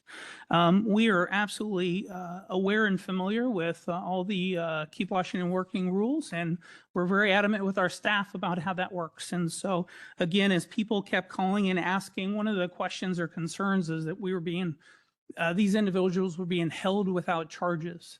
Our jail management system, because this was a hold, doesn't always accurately deflect that. The system doesn't work that way because these individuals weren't going to our court system.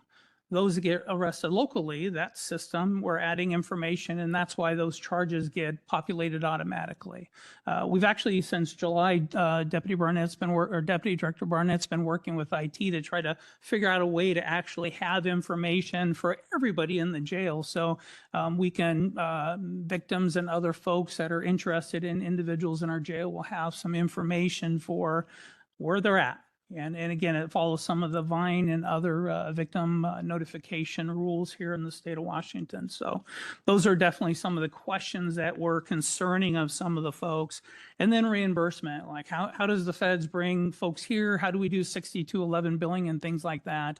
A contract from the 80s, it was nominal at best. And again, if somebody has a warrant from Florida, for example, and one of our local law enforcement arrests them, we're not calling Florida and saying, hey, we have your person. There's some intrastate agreements and arrangements to be able to move arrestees from county to county with governor warrants and other things. And it's, again, a quid pro quo. And why would we charge someone else when we are going to, at some point, want people to come back to our community as well? So that's why there's no reimbursement costs like that. One of the things that Deputy Director Barnett's working on currently is in August of 23, we kind of updated our booking criteria. And in that criteria, it gave local law enforcement ideas of when and how and who could be booked into the jail, what levels of crimes and things like that.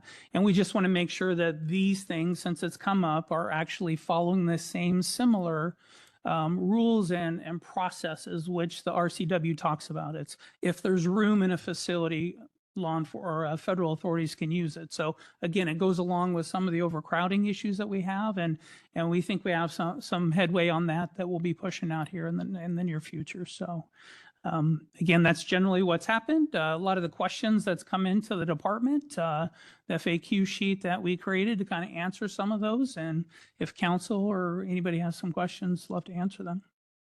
Great, thank you. Are there any questions? Yes, Councilor Young.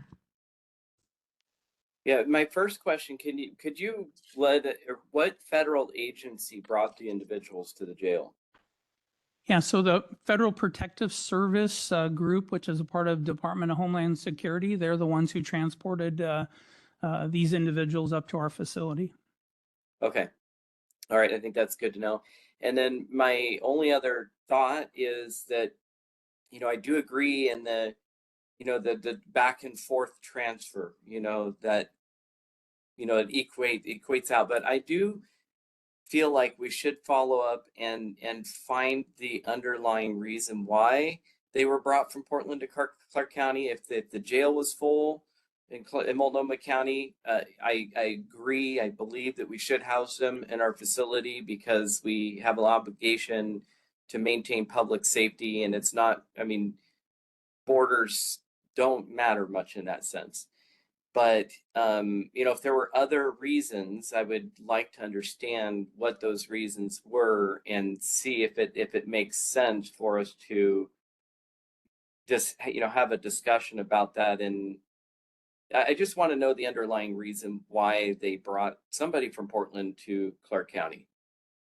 Absolutely. We can try to find some contacts with the Federal Protective Service Group and see if we can get some underlying information there for that evening. Great. Thank you. Thank you. Any other questions? Okay, I think this is really important. Thanks for being so responsive and putting out FAQ and at uncertain times that we're living in. It's good to be able to understand what's going on. So I appreciate that. Thank you very Absolutely. much. Thank you for your support. You bet. Okay, counselor reports. Are there any reports?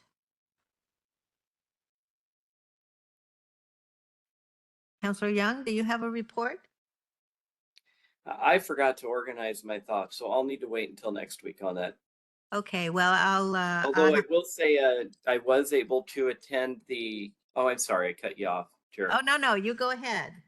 Okay, just I was able to slip in yesterday into the Clark County Historical Museum and hang out with the people with the from the Arts Commission and many people that are supportive of the arts and culture in our county. And it was a good meeting, and everybody was super appreciative of the proclamation that we made yesterday. It was a good time. Thanks for doing that. And we got the benefit of some treats here in the office that they sent over. So unfortunately, you're not here to enjoy them. No, but- there's actually, I was able to enjoy those treats, and I have another box of them here that are supposed to be going into the county office, which I was going to bring this morning, but I wasn't able to make it into the office today. So I'll probably bring those tomorrow. Thank you for divulging that. And but we got taken care of. So thanks for that. A couple of reports that I have. I did attend the Elder Justice Board meeting. I found it very interesting. That's one of the boards that we need an assignment from the council. They were discussing some some financial scams that were being run that seemed to be proliferating.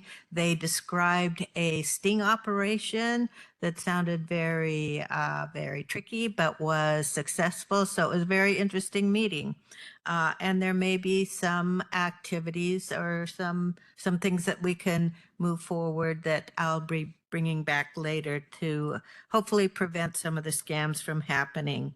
And then I did get official notice from RTC. We've been successful in a number of grants distributed by RTC, and I'll just run through them very quickly. Highway 99 sidewalk, Northeast 110th through 117th Streets, $600,000 for 2028 construction. Northwest Bliss Road and 139th School Zone safety improvements, $200,000 in year 2027 for preliminary engineering, $800,000 in year 2029 for construction. Vast traffic signal software and ATMS replacement, congestion management and air quality grant, $150,000 in 2026 preliminary engineering, $1,600,000 in 2029 for construction. Northwest Salmon Creek Avenue realignment, This is from the Surface Transportation Block Grant, $750,000 in 2026 for preliminary engineering. And finally, 179th Northeast 29th Avenue to Northeast 50th Avenue, Surface Transportation Block Grant, $570,000 in 2026 for preliminary engineering. So congratulations, I guess, to us and for all of the staff that put those grants together. We were very successful. Chair, Yes. question about that. Where does the funding for RTC grants, where does that come from? Well, I mentioned some of them, the federal grant program, Surface Transportation Block Grant, congestion management and air quality. Well, I think these are all federal grants. Transportation alternatives, this federal grant. Yeah, those are the sources. Good. It's good to see federal dollars coming into our county. Get them while we can. Okay, so Sure. those are my, yes, go ahead. Had some time to think that I do have an update. So we have discussed today and previously about hatchery funding that was removed from specifically from Southwest Washington, and we had expressed as a council that we'd be potentially interested in looking into what the costs would be of replacing that funding. So there was actually a formal request from me and also from Senator Fortunato to get those numbers from the agency, and they did send us a letter with the numbers specifically. So what we could do is turn it into a letter to the legislature saying these are the costs that we'd like to bring back to the hatchery program for our community. That's an option for us, and I think we're going to bring it up tomorrow. Jordan, do you have in front of you what the numbers were? I think it was under $2 million that they need to restore funding and make it whole. Let me see if I can pull that up real quick. Yeah, so I believe what's already happened is our Southwest Washington delegation of legislators already sent a letter about a month ago expressing concern about the funding being cut and interest in restoring that funding. Senator Fortunato from he's not from our region, but he was expressed interest in leading an initiative with our delegation to try to restore funding. So that's what's happened so far. They could initiate a letter based on that, and then we could also initiate a letter encouraging a specific amount if we want to. Yes, and I have those numbers. So the Washington Department of Fish and Wildlife requested over the 2025 to 27 biennium, requested $1.9 million for the Skamania and North Toutle hatchery operations, but only $750,000 was appropriated in the biennium, which is a $1.15 million shortfall. Okay, thanks. And I think they sent us a more specific letter too of operations versus capital or something like that. But is there interest in the council at looking at a letter to proactively work on this? So can I ask a question really quick? Yes, Yeah. you can. Would this be an item that we should put on another agenda item since it hasn't been noticed? I think that would be great to put it on. I don't think it's time sensitive at this moment. It's good timing, but it's not time sensitive. And I think that would be great to bring it up next week and maybe, I don't know. Oh, maybe the next week at a future Wednesday meeting. And in order to do that, we'll need two counselors to support that, putting it on the agenda per the rules of procedure. Great, thank you. We can practice our new rules and procedures. I would be supportive of that. And I think an additional thing to look at is the revenue that is generated from the sports fishing community would be a good talking point. If those numbers, I bet you And have those numbers came in that letter. Actually, Senator Fortunato asked for that information to accompany the letter, and they included it. So we have it. Great. So we have a good example to follow up on. So that'll come back. I heard 2 weeks. Is that right? Not next Wednesday, but the following Wednesday. Does that work for you, Counselor? Are you sure? We'll check on the calendar. We'll bring it back as soon as Counselor Little is available too. I think Thank you. Counselor Little would be happy to participate in the discussion whenever it comes up. Okay, thank you for that. Any other counselor reports now that everybody's had a little more time to think? Not so much. Okay, great. Moving on, work session requests. None. Great. Then moving on, 8.1, Clark County Transportation Alliance. And Jordan, I think that's you again. It is indeed. Again, counsel, for the record, Jordan Bogey, Senior Policy Analyst. I had the opportunity on Monday to join the Clark County Transportation Alliance as they rolled out their 2026 policy statement. And so for the counselors that have been on council, you've seen this several times before. For the new counselors, this may be your first time seeing this. So I'm going to walk through this document a little bit, kind of orient you to what the Clark County Transportation Alliance is and what they do, and this document in particular.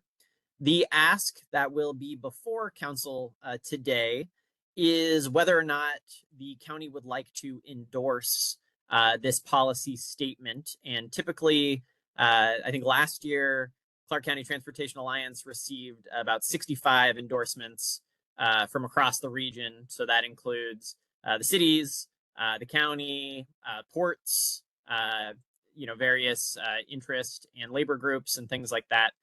They really try to paint a broad brush in terms of who they're getting to support this Transportation Alliance document. And this is something that Clark County Transportation Alliance, through Identity Clark County and this coalition, has been doing for some time now in order to try to present a united front for the region's transportation priorities. This isn't a matter of right or left or any particular political party. This is really what our local governments have identified as the key transportation needs that we have in Clark County for the upcoming year. And so that's how this gets developed. And as you look here, you'll see it's kind of a like an open and shut sort of document. So right now on the screen, you're looking at the front and back page. So the front page, you'll see this map of Clark County, as well as a blank space on the back where all of the logos from all of the organizations who endorse this document will be. And you can see here that they've got some information about the growth in Clark County generally, and some of the projections about how many new people and jobs are projected to come into the county over the next 20 years. And they also highlight that in the overall region, in the kind of the body of the text, that overall in the metro region that we are part of, the greater Portland, kind of Vancouver metro region here, they are anticipating 500,000 more residents overall, not just within the county, but within the whole metro region by 2045. And so that will put strain on our infrastructure. And so that's part of the impetus for this document. And as you'll see, there are a bunch of letters on this map, and those letters correspond to particular projects that are in this policy statement. So if you could go to the next page, please.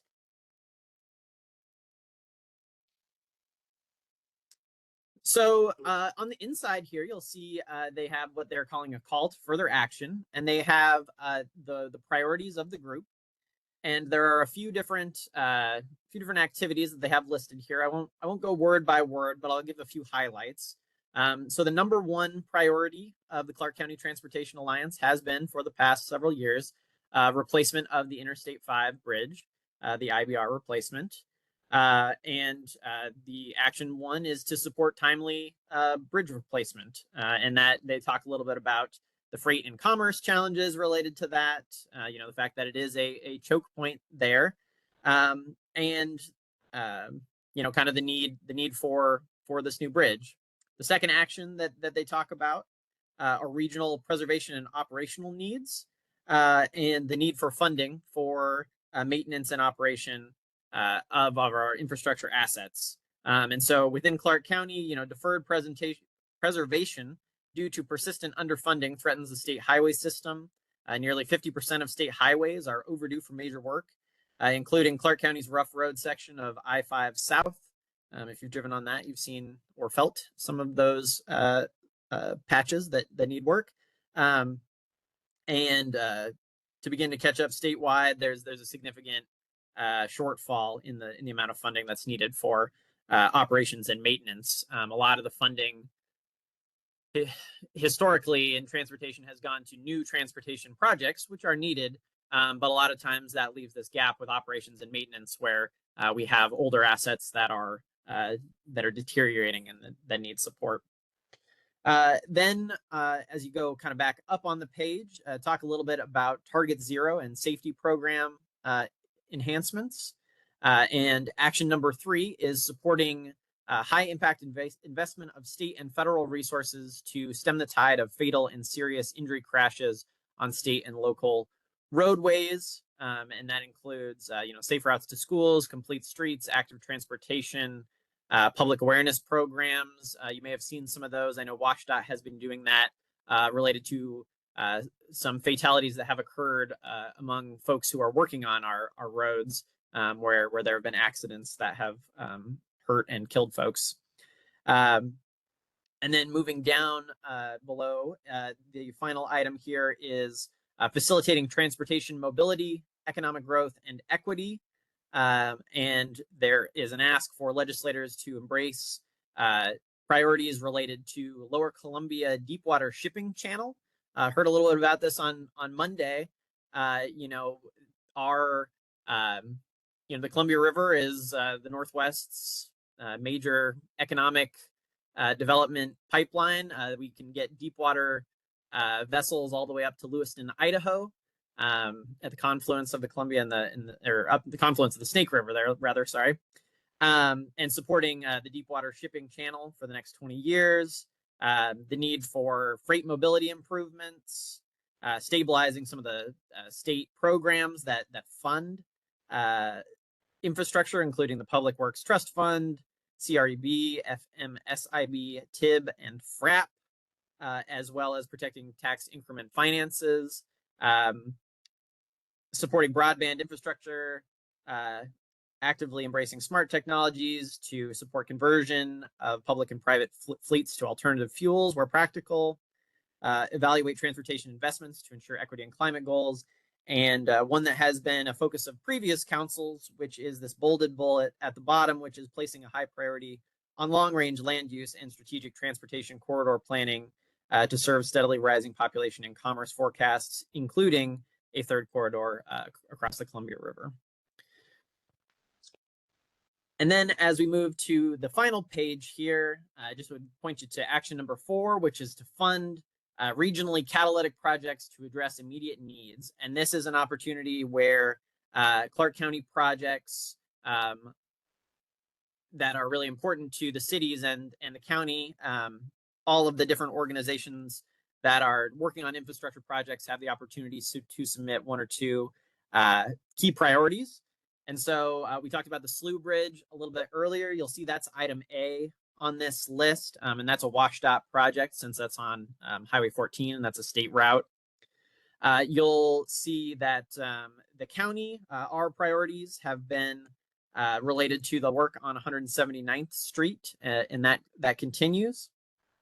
And then as you kind of go through the list, I won't walk through all of them, but there are a lot of key infrastructure, road improvements, bridge safety, underpass, overpass needs, and anyone who has driven or been through any of these places that are listed, I think is aware that work is needed on almost all of these to some extent to improve mobility in the region.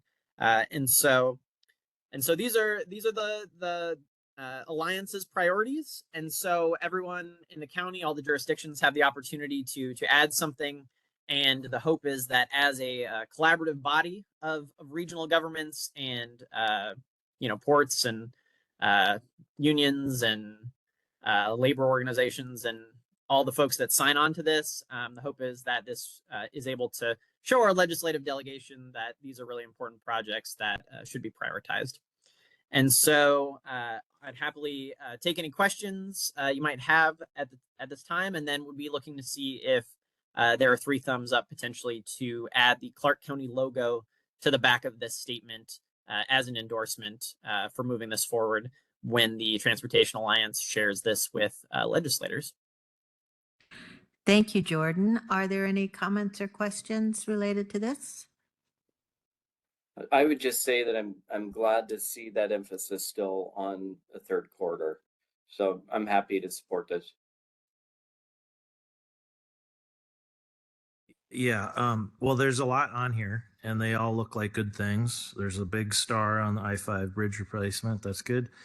I would have, I wouldn't be able to support putting the Clark County logo on here without knowing if Clark County Public Works also agrees that these are high priorities. I would want it, just like we're doing for other issues, I'd like to check with staff to see if there's any concerns before we make a decision. Ah, look, Ken. Go ahead. Okay, and I do believe that our Public Works Department has been involved in, as this has progressed, but Ken, please enlighten us. We have, and thank you for the question, Councilor Little. We coordinate on this effort every year. It hasn't changed much for us in the last few years because of the corridor up there at 179th and the size of those projects, but absolutely this reflects our priorities from transportation and the region. Great, thank you. Other questions? Okay, with that, I would support it. Okay, I would support it as well. Wonderful. Thank you, Counselor. I will share that with the Transportation Alliance folks and get that moving forward. Thank you. Thank you. Okay, that brings us to executive session. We have a 10-minute executive session. There'll be no after action, so that would take us to 3:30. Okay.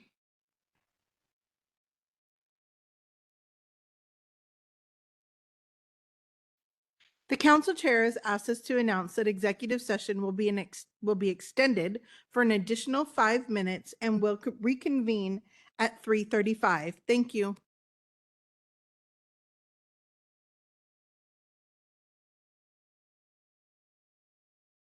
Council has returned from our executive session. There's no after action.